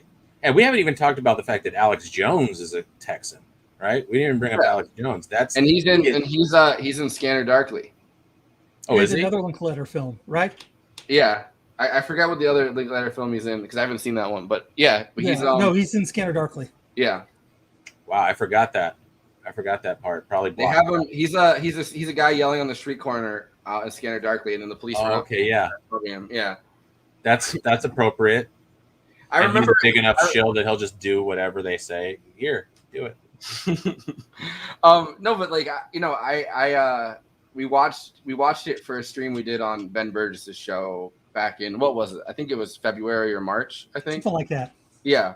So Andy and I both watched it for Give Them an Argument, because like the form of this show kind of was originally on GTA, and we had like a bunch of people on it talking about Scanner Darkly. I think it was Ben and Ryan Lake and Jeremy Johnson, and so I remember I watched it 3 times that week, and the first time I watched it, I didn't know Alex Jones was in it, and I remember hearing that voice and being like, "Holy fuck, is that Alex Jones?" Then having to like stop the movie, look it up, and being like, "Oh, all right." It's the ghost of Michael Brooks in your room. it's the ghost of well, not the ghost, but it's Sam Cedar doing a Alex Jones impression. It's totally impromptu. Hey, listen, I'm old enough to remember when Alex Jones was actually sort of like an alternative news source that you could actually trust. That he was, you know, he was more like, I wouldn't say he had the gravitas of like a Democracy Now, but he was in the early days, you know, a legitimately skeptical sort of critical media figure. You know, he wasn't nearly as popular, and obviously he metastasized into whatever got him the most clicks and the most money and so on and so forth. We don't need to do an autopsy on his career, but when his first few videos, you know, he would interview Noam Chomsky. I think he interviewed Terrence McKenna. I mean, he would have people on that I was interested in as you know, whatever you want to call it. Is it still called the counterculture? Is it what's counter to the counterculture? But you know, those kinds of things that as a young sort of weirdo, you're gravitates towards. He had a place there for a minute. It's just, again, here we go, the dark side of this, keeping it weird. You know, weird doesn't always mean good. It can mean violent and scary. Well, the big thing about Richard Linklater and Alex Jones is that originally, before he was InfoWars, before he was online, he was on Austin Public Television. So Right. he was like the guy that you would watch on whatever the public airwaves that would come on and yell about stuff. And when he really got big was Bohemian Grove. He infiltrated Bohemian Grove and like snuck in a side door. Wow, that was even when was it? That was like even early 2000s already, right? Yeah. And interestingly, I don't know how the Bilderberger Group. So when I was in Austin, I think it was Austin. I went to Austin. I went to El Paso back in May. San Antonio. San Antonio. Wow. I went to Austin. How do you know that? I know. So I went to Austin. Then I was born in El Paso, bro. Sam Houston just rolled in his grave. So I went to Austin. I went to San Antonio, and I was with my ex-girlfriend at the time. And she had some guy that she knew that we met for dinner, and we were watching Eyes Wide Shut for the stream that I did with this. I want to see this movie. So I mentioned the Bohemian Grove thing to somebody that like had taken us out to dinner, and I think it was in San Antonio. I don't think it was in Austin. And the guy started telling me about how his cousin was this famous jazz musician, and he had been to Bohemian Grove, and it was nothing like Alex Jones said. And I was like, this is fucking weird. I don't want to hear like your Bohemian Grove stories. But I brought that up on air when I was in San Antonio, and my ex-girlfriend was like, "Why the fuck would you have said that? Like, what if someone comes and takes that guy away now or something?" And I was like, "And have they?" I don't know. She's an ex-girlfriend now, so I lost touch. It's her problem now. Bye. I know the one thing about Texas, though, people do tell big stories, and it's one of those things like you just gotta accept. And this movie kind of brushes over that, and it's just like, yeah, no, that's just who they are. I remember one of my friends, I knew from summer camp. He'd always every single time we come back, he'd be like, "Oh, I had an internship with Patrick Nagel." Patrick Nagel died in 1984. This is 1990. It's like I don't know who Patrick Nagel is, because like it was easier to lie before Google. Yeah, but I mean that's Patrick the same Nagel's thing. The guy who did the Duran Duran album cover with Rio. But that's literally the same thing with the old anarchist guy, right? And that says he he was in the Spanish Civil War, and then exactly. His daughter is like, yeah, he went to Spain in 1955, long after the. Yeah. Yeah. So I mean, it's just it is a bit of a Texas thing where the stories do get bigger. So that's also I think what part of this movie is about is just people willing themselves into existence through their stories that they're telling either themselves or other people. There is a good side to that, right? It's on the one hand, you're a total liar and you're a phony, but in a way, the mythology of yourself is what in some ways keeps you coherent, right? It's you've got to have some vision of your your purpose, and sometimes you got to fake it till you make it. And there's all these ways in which this ability to spin yarns is not only a lie or only a right. Like he's Linklater as the director is being somewhat again that loving take on these things. It's not simply a pernicious factor of human frailty. It's also like like the guy says like. Oh, what are you gonna do? Go to New York and like take a picture of the people picking up the trash, and it's such a wonderfully spot on dig at someone actually doing something. And she's just like, "Well, what are you?" And he's like, "Yeah, you're right." Right? He's like, I guess I don't do anything. I just I'm an anti-artist. He has all this kind of, but eventually he admits like, "Yeah, you got me. I just work here and I don't do anything." Like it's so I don't know, it's so complicated. People, because to consider yourself an artist, you have to tell yourself, I'm the guy, I've got something to add, right? That takes a certain level of belief in yourself. Yeah. And a certain level of bullshit. I mean, because there's millions of there's millions of artists. There's probably billions of artists throughout time, like to even like break through, like, you know what I mean? Like you're taking that chance away for people that are far more talented than you, I'm sure. But it's that right. Bravado. Like, can you sell yourself? Like, can you commodify yourself and your art? Or just can you have that internal belief? Maybe it's delusion or whatever. But you know, especially if you're doing something that may be considered off the beaten path, like how do you justify walking your own path, especially when you still got to pay the rent? Yeah. All right. By the way, also, I just want to say, early use is maybe the first use I ever saw of the Fisher-Price Pixel Vision camera. Are you familiar with this early technology? When the screen kind of goes very pixelated, it's black and white towards the end. Do you know that? Yeah. Do you know what this camera is? Because there was like a movement in the early 90s, late 80s, because it was this toy camera that basically worked on audio cassettes. So it had the lowest fi video possible. And it was like a kid's video camera, but a bunch of pioneering young filmmakers, especially in particular, I know James Benning's daughter, why am I blanking on her name, but she made a bunch of movies with it. And Michael Almereyda, who went on to make, you know, Hamlet with Ethan Hawke and all these other bigger movies, he made a movie called Another Girl, Another Planet, which is like an hour-long movie just made on that little camera, and it makes its appearance there. And it's just a really funny moment where he's like, here, use my camera. And that one guy, I don't know if this resonated for you. Forrest, when were you born, Forrest? 94. Okay, so this was, it's all happened before you were even conceived. He walks up to her. The guy walks up to the person with the camera and goes, man, there ain't no film in that shit. Yeah. Because Yeah, it looks like a toy. So that to me is this weird presaging of where like digital and the medium is going to go. This was still shot on 16 millimeter, the medium of the independent filmmaker, all the way up until this time.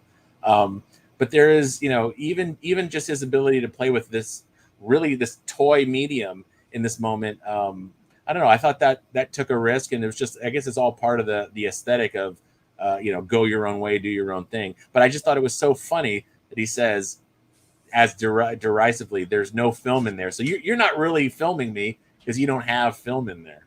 Yeah. Well, and it's also, you know, I think a big part of his story, Richard Linklater's like story before this, was that he would walk around with like these, you know, these little small cameras and like film things. And he was trying to be like a filmmaker, but hadn't made anything, you know, hadn't All made those anything Super 8 substantial cameras yet. we see at the end. Yeah. Yeah. So I think that he's kind of nodding to himself at that point too. Like he's now creating a feature film, and that, you know, I mean, I know for a fact that, like, I mean, I grew up, you know, at a time when it's you could get more substantial cameras, I think, than that for a low amount of money. And like my mom was like a photography teacher. Don't brag. Don't brag when you're born later. Come on. So my mom was like a photography teacher, so we always had like these cameras around, and I always wanted to be. I mean, I still want to be a film director. I say that in the past tense all the time, as if like that still can't happen. I'm fucking 27, but like, you know, I've wanted to direct films. Like that's what I want to do for a career when it eventually takes off. And it's, you know, Don't make me give you my list of directors who all made their first film way after 30. I will. Go ahead. So it's like I that resonates with me. Like someone like Linklater, like having the little Super 8 camera and going around with it, and you know, and then finally creating a feature film that's not a, you know, it's not a professional feature film. It's the beginning of this kind of indie movement where you know what I mean? Like, don't use that word professional that way. That really, that's a knife. No, but you know what I mean? Like, it's not a I know what you mean. That's why it hurt. It's not a studio. This is better than professional. That eschew that kind of professionalism, for God's sakes. Make something original and risky and idiosyncratic. But I think that the 90s indie wave of filmmaking is like, you know, a lot of those films are timeless. Like Clerks, I think, is a timeless film. Slacker is a timeless film. Like, it's creating something more realistic and less noted and less kind of, you know, with things crossed off. What the studio says, oh, you can do this, but you can't do this. Sure, less commercial. Yeah. And I guess Clerks, you know, I don't know. I'll debate with you the artistic merits of Clerks, but it definitely was a movie that made a million other people go, well, shit, I could do that. If he could do that. Yeah. Well, all right. So this perfectly cues up. This is the last clip I want to play. It's Kevin Smith talking about how watching Slacker made him say, oh, I could do this. And so in a similar way, I guess. And I wanted to end it with kind of I wanted to end this episode with kind of a conversation about how Slacker inspired filmmaking from there. August 2nd, 1991, that's when I go see Slacker on my 21st birthday. I'd never imagined before seeing that movie myself as a storyteller, let alone a filmmaker. but he held a mirror up to a world that I knew, even though it was a world away. Richard Linklater made it seem possible.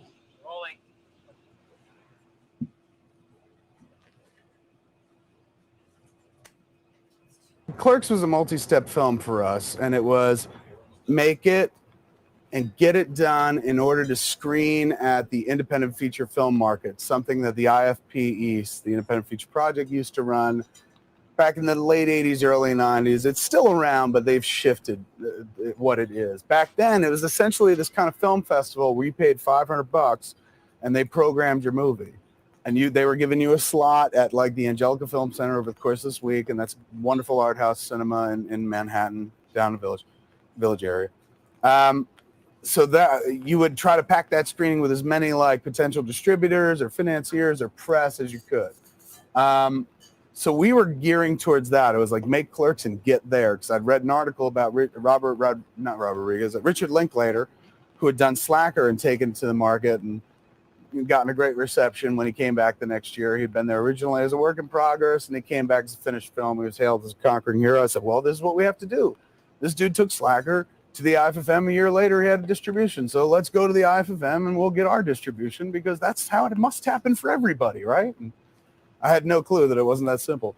But I think that helped. I think it helped being absolutely fucking naive and completely guileless and such a rank amateur, because you didn't really think about the possibility that it might not pan out for you. You know what I'm saying? It just seemed to always make sense. Like, I remember seeing Slacker and I remember really enjoying it and laughing along with the movie when I saw it. But the people around me were laughing hysterically, dude, like gut busting, like knee slapping, as if it was like a Police Academy movie, maybe the second one or something, when we still kind of liked it. So I was just like, man, if they think this is funny, I think I could make a funny film. And it never occurred to me that like people might not see that funny film, because I'd seen people like Robert and Rodriguez and Richard Linklater and Spike Lee, even Martin Scorsese back in the day, make their first film, and that kind of launches them into making the next film. They pay for the first one and have their mom help them make food or whatever in the case of Scorsese's flick. Next film, somebody's giving them money to make a movie, and that's all I wanted. We wanted to make Clerks just as a showcase film to be like, look, obviously we know how to make a movie, so can you give us money for the next one? So that was always the plan. It was a two-tier plan. Make Clerks, bring it to the IFFM, it will get sold, and then we'd think about the next one.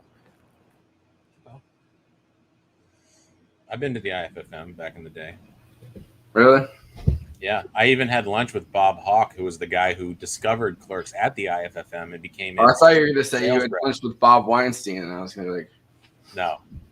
And he was holding in a towel, and there was a potted plant in the room. It was Weinstein. Nobody ate. But that's, yeah. And the rest is history. Then he went on to make Mallrats. His true, no, I don't know. I remember meeting Kevin Smith back in '99. It was at the Word and Pictures Museum. It was the Marvel Knights opening. They were celebrating. Where? I'm sorry, this was in '98. Let me take that back. The Word and Pictures Museum. It was a comic book art museum that used to exist in Northampton, Massachusetts, owned by the co-creator of the Teenage Mutant Ninja Turtles, Kevin Eastman. Nice. And they cut Laird out. Well, no, I mean, Eastman and Laird did their own thing. So, you know, they're still friends. But there were only two names back then, Bob and Kevin. If you didn't have those names, you're screwed. Yeah, no, and it's Peter, by the way. And what did he have to say for himself in '98? He'd already made, I think, Dogma by then, right? No, he was editing Dogma at the time. Okay. So Dogma was not out. We did not. He made know Chasing Amy. Yes, but he still, I think, his best movie. But yeah, I digress. Well, Clerks I relate yes. to on a. I think Clerks I relate to on a level of like, you know, it just reminds me of. I mean, it reminds I think everybody of, you know, people that they know kind of working at just like a low end job, kind of bullshitting about things, and like, so I kind of feel connected to it for that reason, and like, you know, just even like years and years and years after it gets made, like, you know, in my town, there's plenty of people who just kind of hang out outside of stores and like sell drugs to people, and like the Jay and Silent Bob thing. And I don't know. So it kind of felt like watching something realistic to me. But I think Chasing Amy on a cinema level is probably his best film. like a cinematic level. I only say that because it's like it sort of seemed to me where he was saying like I'm like whatever, he was almost 30 years old and I don't know anything about women or life. Like it was sort of him saying like a mea culpa just for being the schmuck who just somehow is making movies. I actually really like when I hear Kevin Smith talk, he's like a great raconteur. He's a great storyteller in person. I'm not a huge fan of his movies. I'm glad that he's out there because I identify with him as a comic book guy and the pop culture that we grew up with the same stuff. So in terms of Slacker inspiring him, I don't know if that's cosmically on the plus side of the ledger, but it's definitely undeniable that it did. Just to paint a picture for you, Matthew, because I think you'd appreciate this. Kevin Smith was hanging out in the corner next to a painting by John J. Muth from Enemy Ace, which is gorgeous, by the way. Okay. But it was a painting of Ben Affleck. Just kidding. No, but he had a bodyguard, and the dude had this pinstripe suit, looked like an extra from Sopranos, but the dude was like 5'8", so I'm like towering over him. But he was wide, like the dude was like probably take you out. No, yeah. If that dude punched me, I would have been on the floor. And like people were kind of two punches, me hitting you, you hitting the floor. Yeah, okay. But no, and the thing is too is but people would crowd Kevin Smith, and you just hear him crack his neck, and he'd just be like, "Step back, Mr. Smith needs some space." This was in '98. Yeah. Wow. Yeah, the only time he's only gotten bigger since then, I gotta say. Yeah. The only time not weight wise, but no, he's actually gotten much thinner. And oddly, he started smoking pot and then lost a lot of weight. You got to tell me how that trick works. Probably he became a vegan. But enough about Kevin Smith. Probiotic pot. I guess so. I'm gonna ask. Starting with you, Matthew, film guy. I'm an Alex Jones stan. Final thoughts on this, but also just I think I want to just see where you think this movie kind of fits in terms of inspiring this 90s indie wave that follows it. I don't know if that question is so important to me. I mean, it clearly was inspirational. I know when I saw it, it was already, I think, the mid 90s or early 90s, and I loved it enough to want to put the poster up on my wall, and that poster followed me into multiple places in college and then when I moved here. So I was definitely inspired by it because it showed just you don't need to make this sort of narrative. So there you go. Nice. That's, I think, probably circa 2002, maybe. You can also see the CD cover for Trompe Le Monde, which I think turned 30 today. So shout out to the Pixies' last main studio album, Trompe Le Monde. Oh, and I think you can see a Star Wars poster right behind me there too. So all kinds of cultural signifiers there. But anyway, it was inspiring to see that you could make with very little money something that was not trying to be a Hollywood movie, was not trying to be professional in the way that you mean. And I know you didn't mean it in that negative sense, but not trying to even do that. Like, because you could even say the other movie that really inspired me a lot when I was 17 was Reservoir Dogs. And that was trying to be, it was a pastiche of gangster movies. It was shot for the budget, but it wasn't trying to be anything other than a really well told, somewhat Euro influenced, you could argue, with the narrative structure, but genre movie. Whereas this Slacker, it was its own, it was sui generis, and you could maybe point out some earlier antecedents like La Ronde and some of these other movies that sort of had a structure like that, but it was inspiring just for what it accomplished. Now that I watched it 20-something years later, I'm actually even more impressed with what it was able to actually portray as as I keep saying, this sort of spiritual diagnosis of this really insidious problem, which has only gotten worse. It actually has a really deep depth to it that I didn't actually remember, because all I really remembered was its radical aesthetics, the whole non-narrative thing and the funny jokes and the pap smear and all these other things. But as far as that goes, but it itself was inspired by another movie that some people, people are always trying to find the beginning of the American independent film movement. And it keeps going back and back and back. And, one of the other touchstones was Stranger Than Paradise, the Jim Jarmusch movie. I don't know if you guys know that one. But that was they were sort of slackers from New York, and it's sort of a laconic style. But he was influenced by Chantal Ackerman and people before him. And you go back to it was out of the new wave, Shadows. The no wave scene. What's that? He was coming out of the no wave scene too. Yes, which is funny that you just heard Linklater name check that in that. So that was an interesting little touchstone. That's the reason why I was bringing that back up. Yeah, and what was the no wave music scene? It was just like songs that didn't have a structure, free jazz, noise, things that were just like energetic. There's you got to get the No New York album just to get your time capsule of that. I mean, you listen to it once. Everyone should listen to it once. Okay. The thing is, it's not even a good example of what that sound was because, like, took it and polished it too much. I see what you're saying. Yeah, sure. If you really want to get a taste for it, look for early Lounge Lizards. Look for Teenage Jesus and the Jerks. But not John Lurie, who was in Stranger Than Paradise and who actually told me once that Jim Jarmusch ripped off the story from him. So I don't know if you can take that for what you want. But okay, yeah. I had a Dead Man poster in my room growing up, and at the time that I had it in my room starting, I hadn't even seen it. I've seen it since, but my dad was part of like an architecture firm that I guess Jim Jarmusch recruited to work on his house, and my dad got a tour of Jim Jarmusch's house. And no way. Where was that? In the city. And he always felt like this weird like kinship to Jim Jarmusch and would bring him up all the time because he's like, I've been in that guy's house. So we watched every Jim Jarmusch movie when I was a Jim kid. Jarmusch hails from Akron, Ohio, where I grew up. So I've always wanted to ask him, where did you go to high school? That's the real question I have for him. but anyway, there's in terms of slackers, the question was its impact on the culture. Unfortunately, like Linklater says, the word got taken to be this sort of when I think of the word slacker, I think of the principal in Back to the Future yelling at Michael J. Fox, "You're a slacker," and your dad was a slacker. But it's in a way, it's like they stole the word back for a bright, shining moment. But I guess it got subsumed. The spectacle reabsorbed it again, just like it does everything else. I mean, it's hard to feel like. The beginning of the trailer that we watched at the beginning for Slacker, the first thing it says is slacker, a person who evades duties and responsibilities. So you know what I mean? Like it's when he complains about the fact that Slacker is being taken that way, like, and I'm sure that he's not the one that had any kind of final say over the trailer whatsoever. Definitely not. That was Harvey Weinstein. No, I don't know.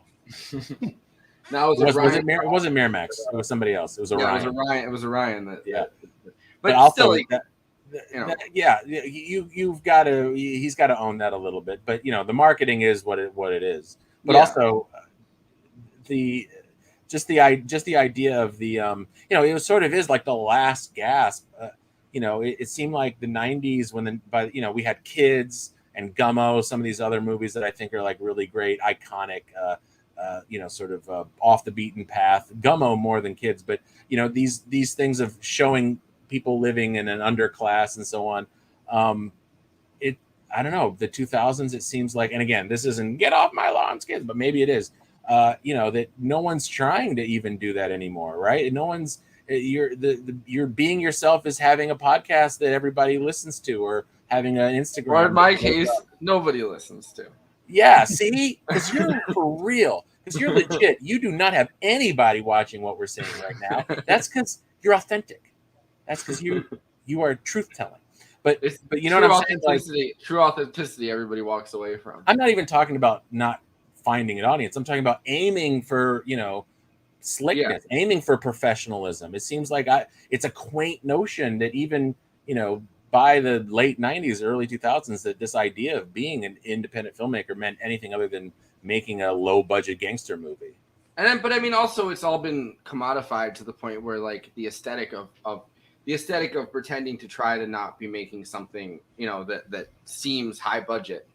The last gasp with that was, and maybe we'll do a whole show on this, is what derisively also in some ways came from Texas, in some part, was the mumblecore movement, which was, when digital video came out, that let a whole new generation of people make a movie that looked good enough to show in a theater with their home video camera, which, Linklater couldn't even do. So it's still, there's echoes of it, but I don't know. The old Duplass brothers.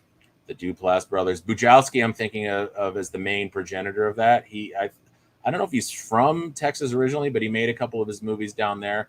He went to school at Harvard, and so he made a lot in the Boston area. But there's guys like Todd Rohal who are from there. There's guys like Bob Byington. In fact, Bob Byington's one of the guys. I didn't watch this because I didn't want to ruin myself for it, but they made the cover version, Slacker 2011, that we were talking about earlier, where they remade the whole movie in 2011 Austin. Which I will now go and watch now that we've talked about this. But yeah, and I'll also send you the Linklater commentary that I found. There's still an Austin. There was still an Austin indie film scene for the longest time. UT Austin was a good film school. At least it used to be. I don't know anymore. Yeah, because like Robert Rodriguez also kind of got out of that. Was like one of the last people to kind of. Yeah, but there's another great example of what did he make? He made an action movie that let him then go on to make action movies. He was not, as much respect as I have for him and as much as El Mariachi blew me away, he was trying to make a calling card deliberately just to make Hollywood movies. And it worked for him. And now he's his own studio in Austin, right? Or somewhere. Yeah, because he left the guild too, the Directors Guild, because of Sin City, if I remember correctly. Oh, is that right? Because he couldn't operate his own camera. He's an auteur, but of comic book movies. Yeah, well, yeah, no, I think because Frank Miller was a co-director, and you can't have a co-director that's not related to you. Oh, is that right? Oh, really?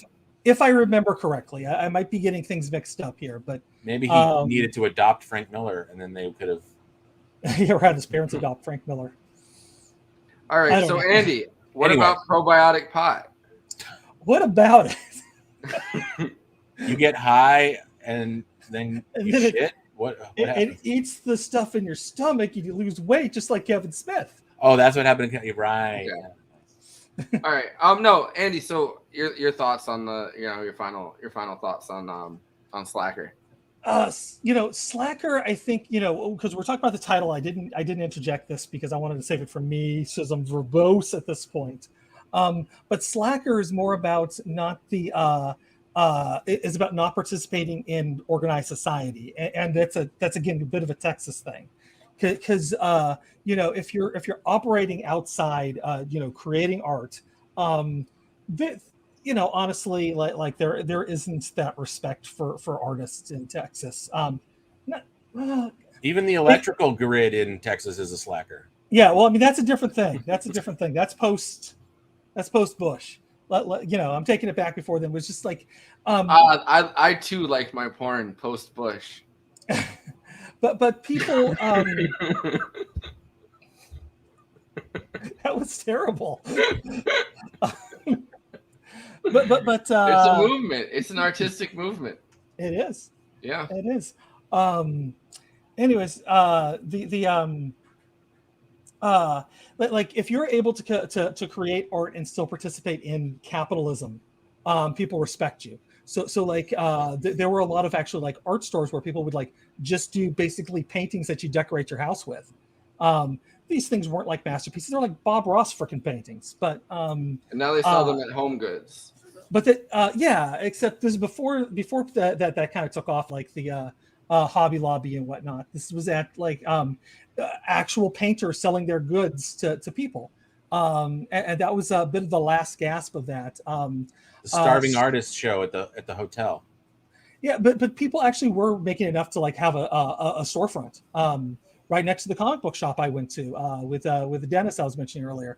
There was a woman who that's what she did, was do these gorgeous paintings, and Dennis actually took me over there one day to make sure that I met her, and we talked art for a long time, and she kind of pointed me in the right direction on a lot of things, which was helpful because I wasn't taking art at the time because the art budget got cut because football.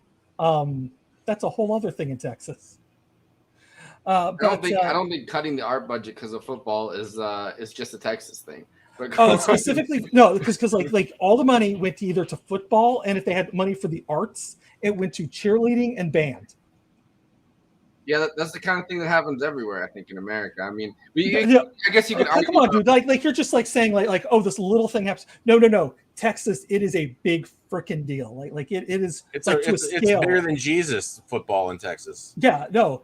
I remember my sister took piano lessons from this elderly couple, and they still had box seats for the high school football game. And the stadium we had was built out of stone, so that thing's going to last forever, unless like an earthquake took it down, because they fracked up the place, and now there's earthquakes everywhere. Which when I was living there, I remember that the big one hit California. They're just like, oh, we're in Texas, it'll never get hit by earthquakes. And that school teacher now. And if they were, it would have been the biggest earthquake. You know, everything's bigger in Texas. But no, Texas. I remember watching Rachel Maddow back whenever that was actually stomachable, and there was nothing else like it on. Before Left Media kind of grew, and she brought up the earthquakes in Texas, and I kind of lost it at that moment, because like I remember that distinctly, that one teacher, like, well, good thing we live in Texas, because we'll never get hit by an earthquake like that. Just that condescending voice. So wait, so what does this have to do with Slayer? He's getting to it. I've lost the thread. You know what? Honestly, I lost the thread too, because y'all. I thought he was getting to it. But I mean, a lot of it was actually just like this portraiture of Texas, and it really did make me homesick for that moment. And like I remember, like, I had that mullet. I was the kids hitting the Coke machine, trying to sell the Coke to make money. Except we never had like any kind of reliable thing like that. I was hanging out with, we'd ride our bikes all over the place and find the dead possums after the floods to watch the maggots crawl out of them. This is sounding more like Gummo than Slacker, but still, it sounds like fun. But yeah. I'd like to do an episode on Gummo, by the way. I'll be there soon. Yeah.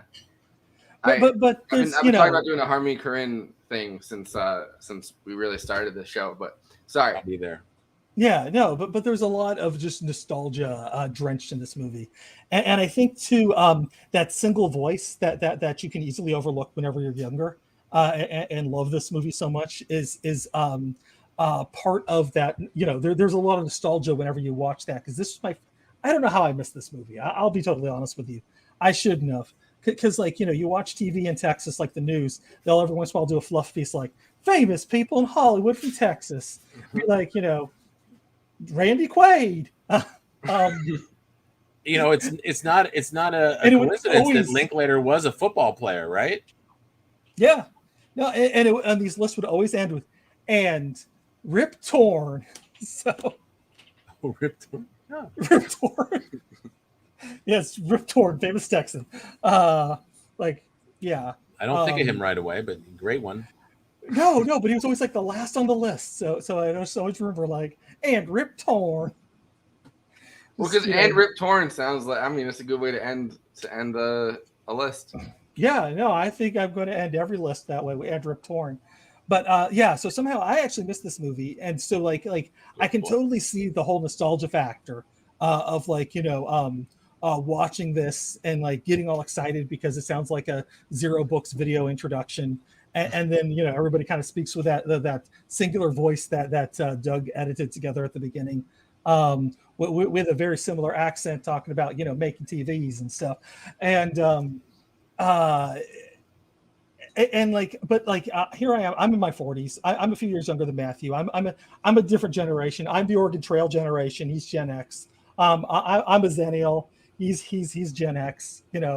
He's Empire Strikes Back. I'm Return of the Jedi. We're two totally different generations. Lays it all out, doesn't it? Right there. Sorry, buddy. Missed it by that much. But I have seen them all in the theater. Just might not remember the first two, but I saw them. Anyway, you're still valuable. What you bring to the table is very valuable. Yeah. So like there is this generational thing that he's appreciating about the film that like I never quite connected to, because that wasn't quite my generation. Like I said, I was those kids running around selling the Coke, and but yeah, I could see like the thing is, those the seeds of a great filmmaker is in this movie. So despite its flaws, despite the complaints I've kind of just listed there, Like I say, you can see the bones of it are interesting, and the moments where there were a little bit of conflict between the two voices on screen, or actually when let me just say walk that back, when the two voices on screen were different.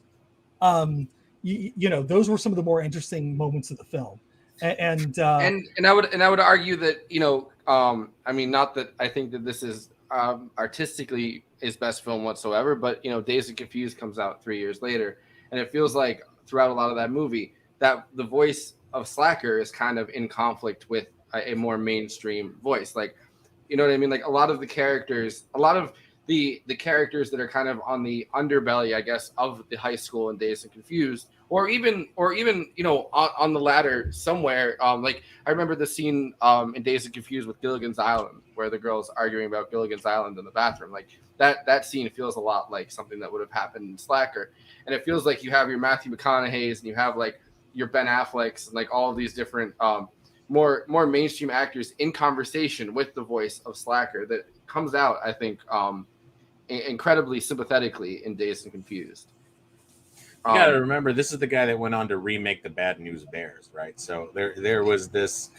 That's why I was so impressed by this movie this time through, because it really is a sort of an avant-garde movie, but with a kind of a non-pretentious sort of gloss on maybe a pretentious way to make a movie. Like, what if we had this big idea? And in Dazed and Confused, I remember loving that movie and seeing it many times and laughing at it, but in the same way that I basically watch a mainstream movie. I don't necessarily consider that like a great work of cinema. At least it didn't take the same risks that this movie did. But I mean, in some ways, though, I think Dazed and Confused kind of has a similar. It's a lot more mainstream, but there kind of is that non-narrative structure in the way that you're kind of jumping between all of these different characters and how they're experiencing this last day of high school. You know what I mean? Like, so there's more of a plot. There's more of a central character. Well, and there definitely is, but I think that there are elements it's that more nostalgic too, because it was a very it was a period piece at the time. It was a period piece. No, I mean he's looking back at the 70s and the 90s, but I mean it is like American Graffiti though. But what I'm saying is THX 1138. But what I'm saying is like it's better than that. Like if you watch Slacker and you watch Dazed and Confused at a similar time, at least you can see elements of that avant-garde style creeping into a mainstream movie. Sure. Like, and this is also the guy that then made, I didn't actually see this one yet, but the Boyhood movie where he like shot it over 10 years and let real time change the actor. So he's still got these high concepts in him. We didn't mention this yet, but in terms of like the real turning point, coincidentally, same year as You Were Born, Forrest, was I think Reality Bites. That really was the spectacle absorbing, making the totally mainstream comedy of these Gen Xers who like to listen to 70s music and talk about pop culture and seemingly are aimless and so on, right? But yet it was still like Melrose Place, essentially, at the heart of it. But it's so interesting that, from 91, Slacker comes out, 93, I think, Dazed and Confused, and then very next year, I saw actually Reality Bites at one of these, like where they hand out on the campus, like come see the screening tonight, like a test screening, and oh my god, it killed. People loved it. But that was a real reabsorption of any sense that this cultural critique, like when the people are sitting around talking about Scooby-Doo, maybe at the time that felt like, oh wow, that's so funny, you're gonna talk like philosophy about Scooby-Doo or the Smurfs, but then eventually it just sort of started to eat itself. You're going to make me do this, aren't you? You're going to make me play us out with the Trump Scooby-Doo thing, aren't you? Oh, no. I'm not going to. But before you do that, there's something else that I noticed at the very end when the Super 8 camera is going crazy, and I got to go find that director's commentary myself, but I will. There's a moment where it flashes on this book, and I feel like it's not an accident that this book is sort of about the beatnik generation, and he's sort of like talking about where's this same disconnect from society was already happening when, I don't know what year this book was. To be honest, this book has sat on my shelf for many, many years without me having read the whole thing. 1956. So this is already about the starting cracks of the very thing that Slacker is sort of pointing towards, this disconnect between the modern mediated get a job company man kind of pressure and what young people wanted to do with their lives. So I think I give this raised. Probably should have been there already, but this raised my estimation of Rick Linklater as an important filmmaker, having watched it this time through. And now I want to go back and watch all of those other movies. Although the last like 4 he's made are like almost like direct to video or something. But anyway, important movie. I definitely don't think it was all about the nostalgia, even though I got a couple of nostalgia buzzes off it, the haircuts, the clothes, and so on and so forth. But I think in the bottom line, this is actually a great work of art that actually tells something that's so relevant outside of the milieu it was made in. There's also a book that the first time I remember hearing about Slacker, he was interviewed for a book that I read. I don't think I had read this book, but there's a movie. I mean, there's a book by Vincent Piera, who was the one that signed this movie, and it's called something Mike Slacker and Dykes. Like that's the name of it. It rhymes. Yeah, Spike Mike Slacker. Yeah. And yeah. So he was the one that signed Slacker. Yeah. And he was also the one that signed the Spike Lee movie, so that makes sense. I don't know and Clerks. And yeah, so he ends up being like a prominent Kevin I think Smith. the mic might be Michael Moore. I'm not sure. Yeah, you know it Sounds is. about right. It's Roger and Me. He was the guy that sold Roger and Me. Yeah, That would have been the right time frame. So yeah, so that's it's interesting that that's the first time I remember hearing about, like, I don't know, like when I was like a teenager, I was a huge fan of Clerks. Like that was like just a movie that I just resonated. That's the right time to be a fan of Clerks. I got to tell you how I missed watching Clerks. It was a ridiculous story. It was freshman orientation. They were actually going to show it Saturday night, and instead of watching it like everybody else did, we camped out in the lounge of the dormitory we were staying in and watched cartoons all night. So we were watching like Space Ghost and Fantastic Four and Black Star and like all the crazy ass Hanna-Barbera cartoons that they'd show at like 4 a.m. on the Cartoon Network in 1995. All right. Well, speaking of that, here's James Austin Johnson as Trump playing us out. Goodbye.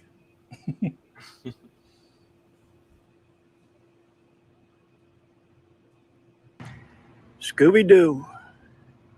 Scooby-Doo. Scooby-Doo. They call him Scooby-Doo. They call show Scooby-Doo. But Scooby doesn't do anything. Scooby is not involved. Half the time Scooby's not even involved. He's just a bystander. It's one of the worst deals we've ever had. To call a show Scooby-Doo and then not deliver on Scooby-Doo. This is not a show about a dog sniffing its ass, okay? This is your show up where the mystery team are in a van and they walk around and they do, they figure out, mystery. They're solving mystery. And Scooby is not involved in any way, shape, form. Scooby, frankly, gets much too much attention, money. We're giving way too much attention to Mr. Scooby. And he's not doing anything. Scooby-Doo, he doesn't do. So we call him Scooby, but he doesn't do. We call him Scooby, but he doesn't do. It's a terrible deal.